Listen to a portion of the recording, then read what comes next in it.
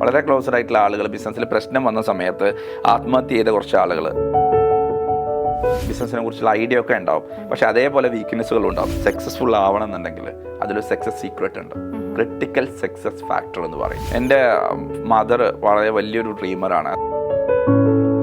നമ്മൾക്ക് ഇത്രയും കാലം ഫിസിക്കൽ അസറ്റുകൾ വാങ്ങിയിട്ടുള്ള ശീലമേ ഉള്ളൂ. ഡിജിറ്റൽ അസറ്റിന് ക്യാഷ് കൊടുത്ത് വാങ്ങിയ ശീലം നമുക്കില്ല. അതോടൊപ്പം തന്നെ ബിസിനസ്സുകാരെ പഠിച്ച പാഠങ്ങൾ മറ്റുള്ളവർക്ക് പകർന്നു കൊടുക്കാൻ കഴിയുവാണെങ്കിൽ അത് വലിയൊരു കാര്യമായിട്ട് എനിക്ക് തോന്നുന്നുണ്ട്.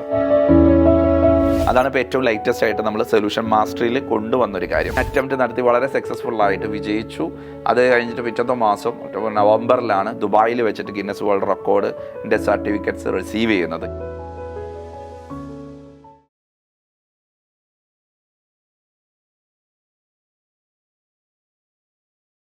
Hi hello, it's me Sajna Saharas. ഇൻസ്പയറിൻ്റെ ഇൻസ്പിറേഷൻ നിറഞ്ഞ മറ്റൊരു സ്റ്റോറിയിലേക്ക് ഏവർക്കും സ്വാഗതം.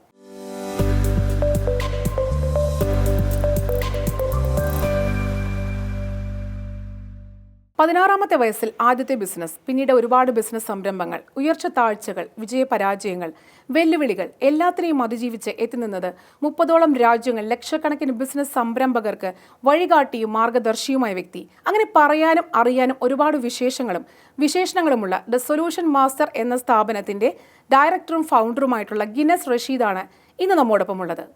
Sir, warm welcome to our inspire show of inspiring stories. Thank you so much. Sir, അപ്പം ഞാൻ ഇൻട്രൊഡക്ഷനിൽ പറഞ്ഞ പോലെ അറിയാനും പറയാനൊക്കെ നമുക്ക് ഒരുപാട് വിശേഷങ്ങളുണ്ട്. അതിനു മുന്നേ സാറിൻ്റെ നാട്, വീട്, കുടുംബം അതിനെക്കുറിച്ചൊന്ന് പറയാമോ? ഞാൻ മലപ്പുറത്ത് കാളമ്പാടി എന്ന് പറഞ്ഞ സ്ഥലത്താണ് വീട്. ഫാമിലി ഉമ്മ, ഉപ്പ, വൈഫ്, 4 മക്കൾ. അതോടൊപ്പം തന്നെ എനിക്കൊരു ബ്രദറുണ്ട്. അദ്ദേഹം തൃശ്ശൂർ കാട്ടൂർ സ്റ്റേഷനിൽ SI ആണ്. അത്ലറ്റിക് ആണ്, നാഷണൽ വിന്നറാണ് സ്പോർട്സിൽ. നിങ്ങൾ 2 ബ്രദേഴ്സ്? രണ്ടാളുകൾ മാത്രമേ ഉള്ളൂ. കുട്ടികൾ? 4 പേര്. 3 ആൺകുട്ടികൾ, ഒരു പെൺകുട്ടി. 3 ആൺകുട്ടികൾ, ഒരു പെൺകുട്ടി. ഓക്കെ, അപ്പോൾ ഒരു സന്തുഷ്ട കുടുംബമാണ് അല്ലേ? സന്തോഷത്തോടെ. ഓക്കെ, അപ്പം ഞാൻ ആ ഇൻട്രൊഡക്ഷനിൽ പറഞ്ഞിട്ടുള്ള ഫസ്റ്റത്തെ ഒരു കാര്യമായിരുന്നു 16ാമത്തെ വയസ്സിൽ ആദ്യത്തെ ബിസിനസ് എന്നുള്ളത്. അപ്പോൾ എന്തായിരുന്നു ആ ബിസിനസ്? അതിനുള്ള മൂലധനമൊക്കെ എവിടെ നിന്ന് കിട്ടി? അതൊക്കെ ഒന്ന് പറയാം. ബിസിനസ് എന്ന് പറയുന്നത് ചെറുപ്പത്തിലെ വലിയ ആഗ്രഹമായിരുന്നു, ഒരു ബിസിനസ്സുകാരനാവണം എന്നുള്ള. ബിസിനസ് ചെയ്യുന്നതൊക്കെ നോക്കി കാണാറുണ്ടായിരുന്നു. അപ്പോൾ ചെറുപ്പത്തിൽ തന്നെ ഒരു ബിസിനസ് സംരംഭം തുടങ്ങുന്നതിനെ കുറിച്ച് ആലോചിച്ചപ്പോൾ ക്യാപിറ്റൽ വേണമെന്നോ അല്ലെങ്കിൽ അതിനൊരു ക്യാഷ് വേണമെന്നുള്ള അതിനെക്കുറിച്ചൊന്നും ഐഡിയ ഇല്ലായിരുന്നു. അപ്പോൾ ആദ്യത്തെ ഒരു സംരംഭം എന്ന് പറയുന്നത് ഞാൻ പഠിക്കുന്ന സമയത്ത് തന്നെ പഠിപ്പിച്ച അധ്യാപകനുമായിട്ട് അസോസിയേറ്റ് ചെയ്തിട്ട് ഒരു ട്രാവൽ ഏജൻസിയാണ് തുടങ്ങിയത്. കാരണം പഠിക്കുന്ന സമയത്ത് തന്നെ ബിസിനസ് ആശയങ്ങളെ കുറിച്ച് ഞാൻ സംസാരിക്കുമായിരുന്നു. മലപ്പുറത്ത് തന്നെയായിരുന്നു. ബക്ക ട്രാവൽസ് എന്ന് പറയുന്ന ട്രാവൽ ഏജൻസിയാണ് തുടങ്ങിയത്. ഒരു ഏജൻസി ആയതുകൊണ്ടും അതുപോലെ സർവീസ് ആയതുകൊണ്ടും കൂടുതൽ ക്യാപിറ്റലിൻ്റെ ആവശ്യമില്ലായിരുന്നു. പക്ഷേ ചെറിയൊരു ഓഫീസും കുറച്ച് കാര്യങ്ങളൊക്കെ ആവശ്യമുണ്ടായിരുന്നു. പക്ഷേ അതൊക്കെ വീട്ടിൽ നിന്നുള്ള ഫർണിച്ചറൊക്കെ കൊണ്ടുപോയിട്ട് ചെറിയൊരു ഓഫീസ് തുടങ്ങി. കയ്യിലുണ്ടായിരുന്ന ചെറിയൊരു പണം കൊണ്ട് തന്നെ അതിനൊക്കെ ആവശ്യമായ ബ്രോഷർ, വിസിറ്റിംഗ് കാർഡൊക്കെ അടിച്ചിട്ട് മാർക്കറ്റിലേക്ക് ഇറങ്ങി. അങ്ങനെ ആദ്യത്തെ കുറച്ച് ആളുകളെ പിടിച്ച് പാക്കേജുകൾ ക്രിയേറ്റ് ചെയ്തു. അതിൽ ഫസ്റ്റ് ബിസിനസ് ആണെങ്കിലും പക്ക പ്രൊഫഷണൽ ആയിട്ട് തന്നെ ചെയ്തിട്ടുണ്ടായിരുന്നു. തുടക്കം തന്നെ ഒരു ഓഫീസും കാര്യങ്ങളൊക്കെ ചെയ്തു. അന്നത്തെ രീതിയിൽ അറിവ് വെച്ചിട്ട് ചെയ്തിട്ടുണ്ടായിരുന്നു. പക്ഷേ ആ ഒരു സംരംഭം ഏറ്റവും നല്ല രീതിയിൽ പരാജയപ്പെട്ടു എന്നുള്ളതാണ്. അപ്പോൾ തുടക്കത്തിൽ അറിയാത്തൊരു കാര്യത്തിലേക്ക് പക്ഷേ അത് ആ പരാജയമാണ്. നമ്മളെ പരാജയങ്ങളാണല്ലോ നമുക്ക് നല്ല തീരുമാനങ്ങൾ എടുക്കാനുള്ള വഴികൾ പറഞ്ഞു തരുന്നത്. നമ്മുടെ ബാഡ് ഡിസിഷൻസ് ആണ് നമ്മുടെ ബെസ്റ്റ് ഡിസിഷൻസിലേക്ക് നമ്മളെ ലീഡ് ചെയ്യുന്നത് എന്നുള്ളതാണ്. അപ്പോൾ ബാഡ് എക്സ്പീരിയൻസ് ആണ് ബെസ്റ്റ് ഡിസിഷൻ. അപ്പോൾ ആ ബാഡ് എക്സ്പീരിയൻസ് ഞാൻ എപ്പോഴും നല്ല പരാജയം എന്നാണ് പറയാറ്. പരാജയങ്ങൾ it's not failure, it is the learning. അപ്പോൾ ഒരു പഠനമാണല്ലോ. പരാജയങ്ങൾ പലപ്പോഴും പരീക്ഷണത്തിലേക്ക് എത്തിക്കുന്നു. അതൊക്കെ തന്നെയാണ് ആ ഫെയിലിയറിന് കിട്ടിയത് 2 കാര്യങ്ങളാണ്. ഒന്ന്, എന്താണ് റോങ്, എന്താണ് റൈറ്റ് എന്ന് മനസ്സിലാക്കാൻ പറ്റി. അതോടൊപ്പം തന്നെ മുന്നിലേക്ക് പോകാനുള്ള വലിയ ശക്തമായിട്ടുള്ള ഒരു മനസ്സ് കിട്ടി എന്നുള്ളതാണ്. അപ്പോൾ ആ തുടക്കത്തിൽ പഠിച്ച പാഠങ്ങളിൽ നിന്നാണ് അടുത്തൊരു തലത്തിലേക്ക് അതിനെങ്ങനെ പ്രൊഫഷണൽ ലെവലിൽ കൊണ്ടുപോകാൻ കഴിയുമെന്ന്. അപ്പോൾ അതിൻ്റെ ഭാഗമായിട്ട് ഒരുപാട് കാര്യങ്ങൾ ചെയ്തു. അതിലൊരുപാട് പരാജയം ഉണ്ടായിരുന്നു. പക്ഷേ ഒരു 4 ഇയേഴ്സ് കൊണ്ട് ഏറ്റവും നല്ല രീതിയിൽ സക്സസ്ഫുൾ ആയിട്ട് കേരളത്തിൽ ഏറ്റവും കൂടുതൽ ഹജ്ജ് ഉംറ സർവീസ് ആയിരുന്നു നമ്മൾ ചെയ്തിട്ടുണ്ടായിരുന്നു. അപ്പോൾ അതിൽ ഏറ്റവും നല്ല ലീഡ് ചെയ്യുന്ന ഒരു സ്ഥാപനമാക്കി മാറ്റിയെടുക്കാൻ സാധിച്ചു എന്നുള്ളതാണ്. അത് ഏത് വർഷത്തിലായിരുന്നു? 2001 മുതലാണ് സ്റ്റാർട്ട് ചെയ്യുന്നത്. ആ സമയത്ത് എനിക്ക് തോന്നുന്നത് ഇങ്ങനത്തെ സ്ഥാപനങ്ങൾ പൊങ്ങി വരുന്ന ഒരു സമയമായിരുന്നു. ആ സമയത്ത് ലീഡിങ് നല്ലൊരു കോമ്പറ്റീഷൻ ആ സമയത്ത് നല്ല കോമ്പറ്റീറ്റർമാർ, ഏറ്റവും നല്ല ലീഡ് ചെയ്യുന്ന കമ്പനികളുണ്ടായിരുന്നു. പക്ഷേ അവർക്ക് ഒരുപാട് സൗകര്യങ്ങളുണ്ടായിരുന്നു, സംവിധാനങ്ങളുണ്ടായിരുന്നു. പക്ഷെ അതിനൊക്കെ മറികടന്ന് ചെയ്യാൻ പറ്റിയതെന്ന് വെച്ചാൽ നമ്മൾ തുടക്കക്കാരായതുകൊണ്ട് തന്നെ ബെസ്റ്റ് സർവീസ് കൊടുക്കുവാനും ആവാനും അതോടൊപ്പം തന്നെ കസ്റ്റമേഴ്സിൻ്റെയും ഏറ്റവും നല്ല കാരണം ഏതൊരു സംരംഭം വിജയിക്കുന്നതിൻ്റെ അടിസ്ഥാന തത്വം എന്ന് പറയുന്നത് കസ്റ്റമർ സാറ്റിസ്ഫൈഡ് ആവുക എന്നുള്ളതാണ്. അപ്പോൾ നമ്മൾ കസ്റ്റമർ സർവീസിലായിരുന്നു ഏറ്റവും നല്ല രീതിയിൽ ഫോക്കസ് ചെയ്തിട്ടുണ്ടായിരുന്നത്. അപ്പോൾ അവരെ കസ്റ്റമേഴ്സ് ചെയ്ത് കൊടുത്തു എന്നുള്ളത് കൊണ്ടാണ് നമുക്കന്ന് ലീഡ് ചെയ്യാൻ പറ്റിയത്. പിന്നെ അതിലെ സംരംഭത്തിന് എപ്പോഴും സംരംഭം 3 രീതിയിലാണ് നമ്മൾ ക്യാപിറ്റൽ അക്വയർ ചെയ്യുക. ഒന്നെന്ന് പറയുന്നത് നമ്മൾ ബാങ്കോ ലോണോ അങ്ങനെയുള്ള രീതിയിലായിരിക്കും, അതല്ലെങ്കിൽ നമ്മുടെ ഷെയർ വിറ്റിട്ടായിരിക്കും. അപ്പോൾ നമ്മളവിടെ കണ്ടെത്തിയ ഒരു മാർഗ്ഗം എന്ന് പറയുന്നത് കസ്റ്റമേഴ്സിൽ നിന്ന് തന്നെയാണ് ആ സംരംഭം മുന്നോട്ട് കൊണ്ടുള്ള ക്യാഷ് മേടിച്ചത്. അത് അഡ്വാൻസ് ആയിട്ട് കസ്റ്റമേഴ്സിന് ഒരു 6 മാസം മുമ്പ് തന്നെ പാക്കേജിലേക്കുള്ള ക്യാഷൊക്കെ കളക്ട് ചെയ്യാൻ പറ്റിയിട്ടുണ്ടായിരുന്നു. അപ്പോൾ കസ്റ്റമർ ക്യാഷ് അങ്ങനെ അഡ്വാൻസ് ആയിട്ട് തരണമെന്നുണ്ടെങ്കിൽ അത്രയും ട്രസ്റ്റ് നമുക്ക് ക്രിയേറ്റ് ചെയ്യാൻ പറ്റണം. അപ്പോൾ ഒരു സൊസൈറ്റിയിൽ ഏറ്റവും നല്ല ട്രസ്റ്റ് ഉള്ള ഒരാളായിരുന്നു എൻ്റെ ഗുരുനാഥന്. അദ്ദേഹവും ഞാനുമാണ് ആ ഒരു സംരംഭം തുടങ്ങിയത്. അപ്പോൾ ആ സമയത്ത് തന്നെ ആ ഒരു ട്രസ്റ്റ് ബേസ് ചെയ്തിട്ട് അഡ്വാൻസ് വാങ്ങിയിട്ട് കസ്റ്റമറുടെ അഡ്വാൻസിൽ നിന്നാണ് നമ്മളത് മൂവ് ചെയ്യുന്നത്. പക്ഷേ അതൊരു വലിയൊരു ഇമ്പോർട്ടൻ്റ്. കാരണം എന്ന് വെച്ചാൽ ഈ അഡ്വാൻസ് വാങ്ങുന്ന സമയത്ത് നല്ല സർവീസ് അല്ലെങ്കിൽ അത് ഭയങ്കരമായിട്ട് നെഗറ്റീവ് ഇമ്പാക്ട് ചെയ്യും. അപ്പോൾ വളരെ സെൻസിറ്റീവ് ആയിരുന്നു നമ്മൾ ചെയ്തിരുന്ന എല്ലാ കാര്യങ്ങളും. കാരണം ഈ അഡ്വാൻസ് വാങ്ങിയ ആൾക്കാരുടെ ഒരു ട്രാൻസാക്ഷൻ ആയതുകൊണ്ട് വളരെ കെയർഫുൾ ആയിട്ട് ചെയ്തതുകൊണ്ട് തന്നെ സർവീസും നന്നായിട്ടുണ്ടായിരുന്നു. അതിലൂടെ ഒരുപാട് റെഫറൻസ് വന്നു. പിന്നെ കസ്റ്റമറെ നമ്മൾ സക്സസ്ഫുൾ ആക്കി വളരെ സാറ്റിസ്ഫൈഡ് ആക്കുന്ന സമയത്ത് കസ്റ്റമറുടെ സൈഡിൽ നിന്ന് ഒരുപാട് റെഫറൻസ് വരും. ഈ റെഫറൻസ് വരുന്ന സമയത്ത് നമുക്ക് മാർക്കറ്റിംഗ് കോസ്റ്റ് ഉണ്ടാവില്ല. അപ്പോൾ ഒരുപാട് റെഫറൻസ് വന്നു. അങ്ങനെ ഒരാൾ തന്നെ 10 ആളെ കൊണ്ടുവരുന്ന രീതിയിലേക്ക് മാറി. അതാണല്ലോ ഏറ്റവും ലോ കോസ്റ്റ് മാർക്കറ്റിംഗ് എന്ന് പറയുന്നത്. അപ്പോൾ ആ റെഫറൻസിലൂടെ വലിയ രീതിയിൽ ഇത് വൈഡായി. അങ്ങനെയാണ് അത് സക്സസ്ഫുൾ ആക്കി എടുക്കാൻ പറ്റിയത് കുറഞ്ഞ പ്രായത്തിൽ. ഇപ്പം ഇത്രയും പറഞ്ഞപ്പോൾ എനിക്കൊരു കൗതുകം കൊണ്ട് ഞാൻ ചോദിക്കുകയാണ്, നമ്മുടെ കുടുംബത്തിൽ ആരെങ്കിലും ഇങ്ങനെ ബിസിനസ് ചെയ്തിട്ടുള്ള ആ ഒരു അനുഭവം ഉണ്ടായിരുന്നോ? ഇല്ല, എൻ്റെ കുടുംബത്തിൽ എൻ്റെ ഉപ്പായുടെ ജ്യേഷ്ഠന് ചെറിയൊരു സ്റ്റേഷനറി കട നടക്കുന്നുണ്ടായിരുന്നു. അപ്പോൾ ചെറിയ കുട്ടിയാവുന്ന സമയത്തൊക്കെ കടയിൽ ഇടക്ക് കൊണ്ടുപോകായിരുന്നു. അപ്പോൾ ഞാൻ വളരെ ക്യൂരിയോസിറ്റിയോട് കൂടെ ചെറിയ കുട്ടിയാവുന്ന സമയത്ത് ആ കച്ചവടമൊക്കെ വാച്ച് ചെയ്യുമായിരുന്നു. അദ്ദേഹം എങ്ങനെയാണ് കസ്റ്റമറോട് ബിഹേവ് ചെയ്യുന്നത്, എങ്ങനെയാണ് പ്രൊഡക്ട്സുകളൊക്കെ ഇൻവെൻ്ററി ഒക്കെ മാനേജ് ചെയ്യുന്നത്. അങ്ങനെ ഒരു കസ്റ്റമർ വന്നിട്ട് ഒരു സാധനം ചോദിക്കുന്നത്, ഒരു എക്സാമ്പിൾ പറയുകയാണെങ്കിൽ നമ്മൾ സാധാരണ കാണുന്ന ഒരു കാര്യമാണ്, ഒരു കടയിൽ പോയിട്ട് നമ്മളൊരു സാധനം ചോദിക്കുമ്പോൾ ഇല്ല എന്ന് പറയുന്ന സെയിൽസ്മാൻമാരെ കാണാറുണ്ട്. പക്ഷെ എൻ്റെ മുത്തപ്പ, എൻ്റെ ഉപ്പാൻ്റെ ജ്യേഷ്ഠന് അദ്ദേഹം ഇപ്പം തീർന്നിട്ടുള്ളൂ എന്ന് പറയും. അപ്പോൾ അതുകൊണ്ട് കസ്റ്റമർ ചിന്തിക്കുന്നത് ചില സാധനം അവിടെ ഉണ്ട്, അപ്പോൾ ജസ്റ്റ് തീർന്നു പോയതാണ്. അപ്പോൾ കസ്റ്റമർ നഷ്ടപ്പെടാതെ അയാളെ കെയർ ചെയ്യുന്നത് കസ്റ്റമർ അപ്പോൾ വീണ്ടും വരും. അല്ലെങ്കിൽ കസ്റ്റമർ അവിടെ സാധനം ഇല്ല എന്ന് പറഞ്ഞ് ലൈഫ് ലോങ്ങിലേക്ക് കസ്റ്റമർ നഷ്ടപ്പെടും. അപ്പോൾ ഒരു കസ്റ്റമറെ അങ്ങനെയൊക്കെ കീപ്പ് ചെയ്യുന്ന അത്രയും സ്ട്രാറ്റജി, കാരണം ആ സാധനം അവിടെ ഇല്ല, പക്ഷെ അത് ജസ്റ്റ് തീർന്നിട്ടുള്ളൂ എന്ന് പറയുന്ന ഇതുപോലുള്ള ഒരുപാട് കാര്യങ്ങൾ അദ്ദേഹത്തിൽ നിന്ന് പഠിക്കാൻ പറ്റിയിട്ടുണ്ട്. സാർ ട്രാവൽസ് തുടങ്ങി, അത് പറഞ്ഞു വളരെ മനോഹരമായ പരാജയമായിരുന്നു എന്ന് പറഞ്ഞു. അപ്പോൾ അത് കഴിഞ്ഞിട്ട് പിന്നെ എന്തിലേക്കാണ് സാർ പോയത്? ഞാൻ എൻ്റെ ഒരു ഡ്രീം പ്രോജക്റ്റ് ഉണ്ടായിരുന്നു. എനിക്ക് ഇന്റർനാഷണൽ ലെവലിൽ ഒരു ബിസിനസ് ചെയ്യണമെന്ന് ആഗ്രഹം ഉണ്ടായിരുന്നു. ആ സമയത്ത് തന്നെ ഉണ്ടായിരുന്നത്. മറ്റേത് ട്രാവൽ ഏജൻസിയിലേക്ക് വന്നത് ഇൻസിഡൻ്റലി വന്നതാണ്. പക്ഷേ എൻ്റെ ഒരു ഡ്രീം പ്രോജക്റ്റ് ആയിരുന്നു ഇന്റർനാഷണൽ ലെവലിൽ എക്സ്പോർട്ട് ഇമ്പോർട്ട് ബിസിനസ് തുടങ്ങണം. അങ്ങനെ ലാമിയ മാർക്കറ്റിംഗ് പ്രൈവറ്റ് ലിമിറ്റഡ് എന്നൊരു കമ്പനി തുടങ്ങുകയും ചൈന, ഹോങ്കോങ്, അതുപോലെ തായ്ലാൻഡ് ഇന്ന സ്ഥലങ്ങളിലൊക്കെ ഗുഡ്സുകൾ എടുത്തുകൊണ്ട് വ്യത്യസ്ത രാജ്യങ്ങളിലേക്ക് എക്സ്പോർട്ട് ചെയ്യുക എന്നുള്ളതായിരുന്നു ബിസിനസ്. അതൊരു ഏജൻസിയാണ്. അത് ഡിഫറെൻ്റ് ആയിട്ടുള്ള ഒരുപാട് കൺസ്യൂമർ പ്രൊഡക്ട്സുകൾ ഉണ്ടായിരുന്നു. അതോടൊപ്പം തന്നെ കുറേ ബിൽഡിംഗ് മെറ്റീരിയൽസ് ആയിരുന്നു ഫോക്കസ് ചെയ്തിട്ടുണ്ടായിരുന്നത്. അപ്പോൾ അതിൽ ഏറ്റവും ജനറൽ ആയിട്ട് സർവീസ് കൊടുത്തിരുന്നത് മറ്റുള്ള ആളുകൾക്ക്, അതായത് ചൈനയിലൊക്കെ പോയിട്ട് പർച്ചേസ് ചെയ്യാൻ താല്പര്യമുള്ള ആളുകൾക്ക് അവിടെ പോയിട്ട് പർച്ചേസ് ചെയ്യാൻ സഹായിക്കുക എന്നുള്ളത്. എൻ്റെ 22ാമത്തെ വയസ്സിൽ ഞാൻ ലാമിയ മാർക്കറ്റിംഗ് പ്രൈവറ്റ് ലിമിറ്റഡ് എന്ന കമ്പനി ഫോം ചെയ്യുകയും ആ കമ്പനിയിൽ ഒരുപാട് ആളുകളെ ചൈനയിലേക്കും അതുപോലെ തായ്ലാൻഡിലേക്ക് കൊണ്ടുപോയി പർച്ചേസ് ചെയ്ത് അവരുടെ സാധനങ്ങൾ ഷിപ്പ് ചെയ്ത് കൊച്ചിയിൽ വന്നിട്ട് ഡെലിവർ ചെയ്ത് കൊടുക്കുന്ന ഒരു സർവീസ് ആയിരുന്നു ചെയ്തിരുന്നത്. അത് ഏറ്റവും നല്ല രീതിയിൽ നമുക്ക് ആ കാലത്ത് ചെയ്യാൻ പറ്റിയിട്ടുണ്ടായിരുന്നു. പിന്നെ അതിനുശേഷം എന്തായിരുന്നു അടുത്തൊരു ബിസിനസ്? അതിനുശേഷം പിന്നെ ഞാൻ എന്നായിട്ട് ഒരു ബിൽഡിംഗ് മെറ്റീരിയൽ ബ്രാൻഡ് ചെയ്തെടുത്തു, വിൻറ്റേജ് എന്നുള്ളൊരു ബ്രാൻഡ്. ആ വിൻറ്റേജ് എന്നുള്ള ബ്രാൻഡിൽ ബിൽഡിംഗ് മെറ്റീരിയൽ റൂഫിംഗ് ടൈൽസ് ആണ്, അതായത് സെറാമിക് റൂഫ് ടൈൽസ് ഒക്കെ ഉണ്ടല്ലോ. അങ്ങനെ ഡിഫറെൻ്റ് ആയിട്ടുള്ള വേൾഡിലെ ഡിഫറെൻ്റ് ആയിട്ടുള്ള 20 റൂഫ് ടൈൽസുകളുണ്ട്. അതിനെ കംപ്ലീറ്റ് പല രാജ്യങ്ങളിൽ നിന്ന് ഇമ്പോർട്ട് ചെയ്തിട്ട് കേരളത്തിൽ ആദ്യമായിട്ട് റൂഫിംഗ് ടൈൽസിൻ്റെ മാത്രമായിട്ടുള്ള ഷോറൂമുകൾ തുടങ്ങുകയും റൂഫിംഗ് ടൈൽസ് വിൻറ്റേജ് എന്നുള്ള ബ്രാൻഡിൽ ആദ്യം ഡെവലപ്പ് ചെയ്തത് എൻ്റെ ഒരു കമ്പനിയായിരുന്നു. അപ്പോൾ അത് വിജയമായിരുന്നു? അതും വിജയമായിരുന്നു. അതിൽ ഒരുപാട് ഫെയിലിയേഴ്സ് ഉണ്ടായിരുന്നു. സ്വാഭാവികമായിട്ട് നമ്മൾ കൊണ്ടുവരുന്ന കണ്ടെയ്നറുകളൊക്കെ ബ്രേക്ക് ആവുന്ന പ്രശ്നങ്ങൾ ഉണ്ടായിരുന്നു. അപ്പോൾ ഓരോ ഫെയിലിയറിനും നമ്മൾ ഒരിക്കലും ഒരു പെർഫെക്റ്റ് ആയിട്ടുള്ള രൂപം നമുക്ക് ഉണ്ടാക്കാൻ പറ്റില്ല. കാരണം first product is not final product എന്ന് പറയാറുണ്ട്. ഒരു പ്രൊഡക്റ്റ്, ഇപ്പോൾ ആപ്പിളിൻ്റെ ഫോൺ എല്ലാ വർഷവും മാറിക്കൊണ്ടിരിക്കുന്നുണ്ട്. അവർ മാറ്റുന്നതൊക്കെ ബെറ്റർ ദാൻ യെസ്റ്റർഡേ ആണ്. അപ്പോൾ നമ്മൾ ഓരോ പ്രൊഡക്ട്സുകളും ഇറക്കുമ്പോഴും ഓരോ ട്രാൻസാക്ഷൻ ചെയ്യപ്പെടുമ്പോഴും ഓരോ പ്രോസസ്സിലും ഒരുപാട് കാര്യങ്ങൾ പഠിക്കും. അത് തിരുത്തി മുന്നോട്ട് പോകുമ്പോഴാണല്ലോ പ്രോഗ്രസ് ഉണ്ടാവുന്നത്. അപ്പോൾ എല്ലാ മൂവ്മെൻറ്റുകളിലും ഫെയിലിയർ ഉണ്ടാവും, എല്ലാ മൂവ്മെൻറ്റിലും ഫാൾട്ട് ഉണ്ട്. പലപ്പോഴും ഈ ബിസിനസ് ഓണേഴ്സ് മനസ്സിലാക്കാത്ത ഒരു കാര്യം, ഞാൻ ചെയ്യുന്നതെല്ലാം പെർഫെക്റ്റ് ആയിരിക്കണം, എന്നിലൊരു മിസ്റ്റേക്കും വരാൻ പാടില്ല. ലോകത്ത് അങ്ങനെ ഒരാൾക്കും ഒരു പ്രൊഡക്റ്റോ സർവീസോ ചെയ്യാൻ കഴിയില്ല. ഇത്രയേ പറ്റുള്ളൂ. ആ മിസ്റ്റേക്കിനെ തിരുത്തിക്കൊണ്ട് അടുത്ത സർവീസിനെ ബെറ്റർ ആക്കുക എന്നുള്ളതാണ്. അത് പ്രൊഡക്റ്റ് ബേസ് ആവട്ടെ, സർവീസ് ബേസ്. അപ്പോൾ എനിക്ക് അറിയാം ഞാൻ ചെയ്യുന്നതിൽ എന്തായാലും 80-20 ഉണ്ടാവുള്ളൂ, 20% മിസ്റ്റേക്ക് ആയിരിക്കും. അപ്പോൾ ആ മിസ്റ്റേക്കിനെ ഐഡൻറ്റിഫൈ ചെയ്യുകയും അടുത്തൊരു ട്രാൻസാക്ഷനിൽ അത് തിരുത്താൻ, അത് ഫോർ എക്സാമ്പിൾ പറയുകയാണെങ്കിൽ നമ്മൾ ആദ്യം ഒരു ബാൻഡ് കെട്ടിയിട്ടായിരുന്നു നമ്മൾ റൂഫ് ടൈൽസ് ഒക്കെ കൊണ്ടുവന്നിരുന്നത്. അപ്പോൾ അതിൻ്റെ പല സൈഡും ബ്രേക്ക് ആയിട്ടുണ്ടായിരുന്നു. പിന്നെ അതിൻ്റെ ബോക്സ് 4 ഭാഗത്ത് ബോക്സ് കൊണ്ടുവരാൻ. ആ സമയത്ത് റിയലൈസ് ചെയ്ത് ബോക്സ് കൊണ്ടുവരുന്ന സമയത്ത് കവർഡ് ആയതുകൊണ്ട് അതിൻ്റെ ഉള്ളിൽ കസ്റ്റമേഴ്സിന് റിയലൈസ് ചെയ്യാൻ പറ്റില്ല. അപ്പോൾ കോർണർ മാത്രം പ്രൊട്ടക്ട് ചെയ്തു. ഇങ്ങനെ ഓരോ സമയങ്ങളിൽ പാക്കിങ്ങിലാവട്ടെ, അതിൻ്റെ സൈസിലാവട്ടെ, അതിൻ്റെ മെറ്റീരിയലാവട്ടെ ഒക്കെ മാറ്റങ്ങൾ വരുത്തുക എന്നുള്ളതാണ്. അപ്പോൾ എപ്പോഴും നമ്മളൊരു വർക്ക് ഇൻ പ്രോഗ്രസിൻ്റെ ബോർഡ് നമ്മുടെ സ്ഥാപനത്തിന് മുന്നിൽ ഉണ്ടാവണം എന്നുള്ളതാണ്. അങ്ങനെ ആവുമ്പോൾ നമുക്ക് തിരുത്താനും മാറ്റാനും വിജയിക്കാനൊക്കെ വളരെ ഈസിയാണെന്നുള്ളതാണ് എനിക്ക് മനസ്സിലായത്. അപ്പോൾ ട്രാവൽസിൽ നിന്നും പിന്നെ നമ്മുടെ ഈ ഒരു എക്സ്പോർട്ടിംഗ് ഇമ്പോർട്ടിംഗ് ആ ഒരു ബിസിനസ്സിലേക്കൊക്കെ എത്തി. അത് കഴിഞ്ഞിട്ട് പിന്നെയും ബിസിനസ്സുകൾ ചെയ്തു. പിന്നെയാണ് നമ്മുടെ ദ സൊല്യൂഷൻ മാസ്റ്ററിലേക്ക് എത്തുന്നത്. അപ്പോൾ എന്താണ് the solution master? Solution master ആ പേരിൽ തന്നെയുണ്ട്, സൊല്യൂഷൻ നൽകുക എന്നുള്ളതാണ്. ഇപ്പോൾ ബിസിനസ്സുകാരെ സംബന്ധിച്ചിടത്തോളം അവർക്ക് മോട്ടിവേഷൻ അല്ല, ഡയറക്ഷൻ അല്ല വേണ്ടത്. കാരണം ഡയറക്ഷന് ഒരുപാട് സംവിധാനങ്ങൾ നമ്മുടെ മുമ്പിലുണ്ട്. ഒന്ന് സെർച്ച് ചെയ്ത് കഴിഞ്ഞാൽ എന്തിൻ്റെയും ഡയറക്ഷൻസ് നമുക്ക് കിട്ടാനുണ്ട്. അതുപോലെ തന്നെ മോട്ടിവേഷൻ, എല്ലാവരും ആൾറെഡി മോട്ടിവേറ്റഡ് ആണ്. അപ്പോൾ ഇവിടെ വേണ്ടത് കുറേ പ്രശ്നങ്ങളുണ്ട് ബിസിനസ്സുകാർ നേരിടുന്നത്. ആ പ്രശ്നങ്ങൾക്കുള്ള പരിഹാരം കൊടുക്കുക എന്നുള്ളതാണ്. അപ്പോൾ അതാണ് സൊല്യൂഷൻ മാസ്റ്റർ എന്നുള്ളത് ഒരു കോൺസെപ്റ്റ് കൊണ്ടുവരാൻ കാരണം. അപ്പോൾ എല്ലാ ഇൻഡസ്ട്രികളിലും ഒരുപാട് വ്യത്യസ്ത പ്രശ്നങ്ങൾ ഫേസ് ചെയ്തുകൊണ്ടിരിക്കുന്നുണ്ട്. അതിൻ്റെ സൊല്യൂഷൻ കൊടുക്കുക. ഈ സൊല്യൂഷൻ കൊടുക്കാൻ എന്നെ പ്രേരിപ്പിച്ചത്, ഒരു കാലത്ത് ബിസിനസ്സിൽ ഞാൻ നേരിട്ട പ്രശ്നങ്ങൾക്ക് പരിഹാരം തേടി ഒരുപാട് നടന്നിട്ടുണ്ട്. പക്ഷെ പലപ്പോഴും പരിഹാരം കിട്ടാത്തതിൻ്റെ പേരിൽ ഒരുപാട് ഡിലേ ആയിട്ട് ഒരുപാട് നഷ്ടങ്ങൾ വന്നിട്ടുണ്ട്.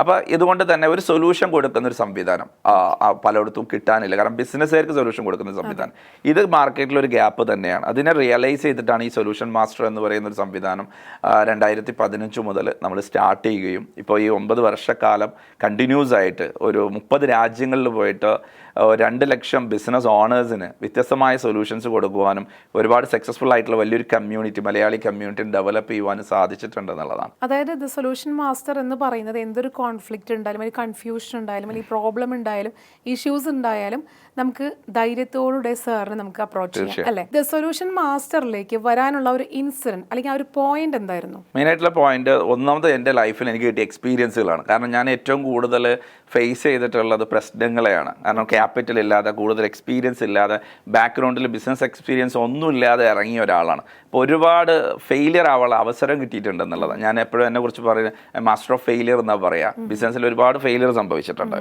ആ ഫെയിലിയറിൽ നിന്ന് എനിക്ക് കിട്ടിയ ഒരുപാട് കാര്യങ്ങളുണ്ട്, വിസ്ഡം ഉണ്ട്. അത് ഒരു സൊല്യൂഷൻസ് ആണ്. പല ആൾക്കാരും ഈ പ്രശ്നങ്ങളിലൂടെയാണ് പല ബിസിനസ്സുകാരും കടന്നു പോകും. അപ്പോൾ എൻ്റെ അടുത്തുള്ള ഈ സൊല്യൂഷൻസ് മറ്റുള്ളവർക്ക് കൊടുക്കാൻ പറ്റുവാണെങ്കിൽ അത് വലിയൊരു കാര്യമാണെന്ന് ചിന്തിച്ചു.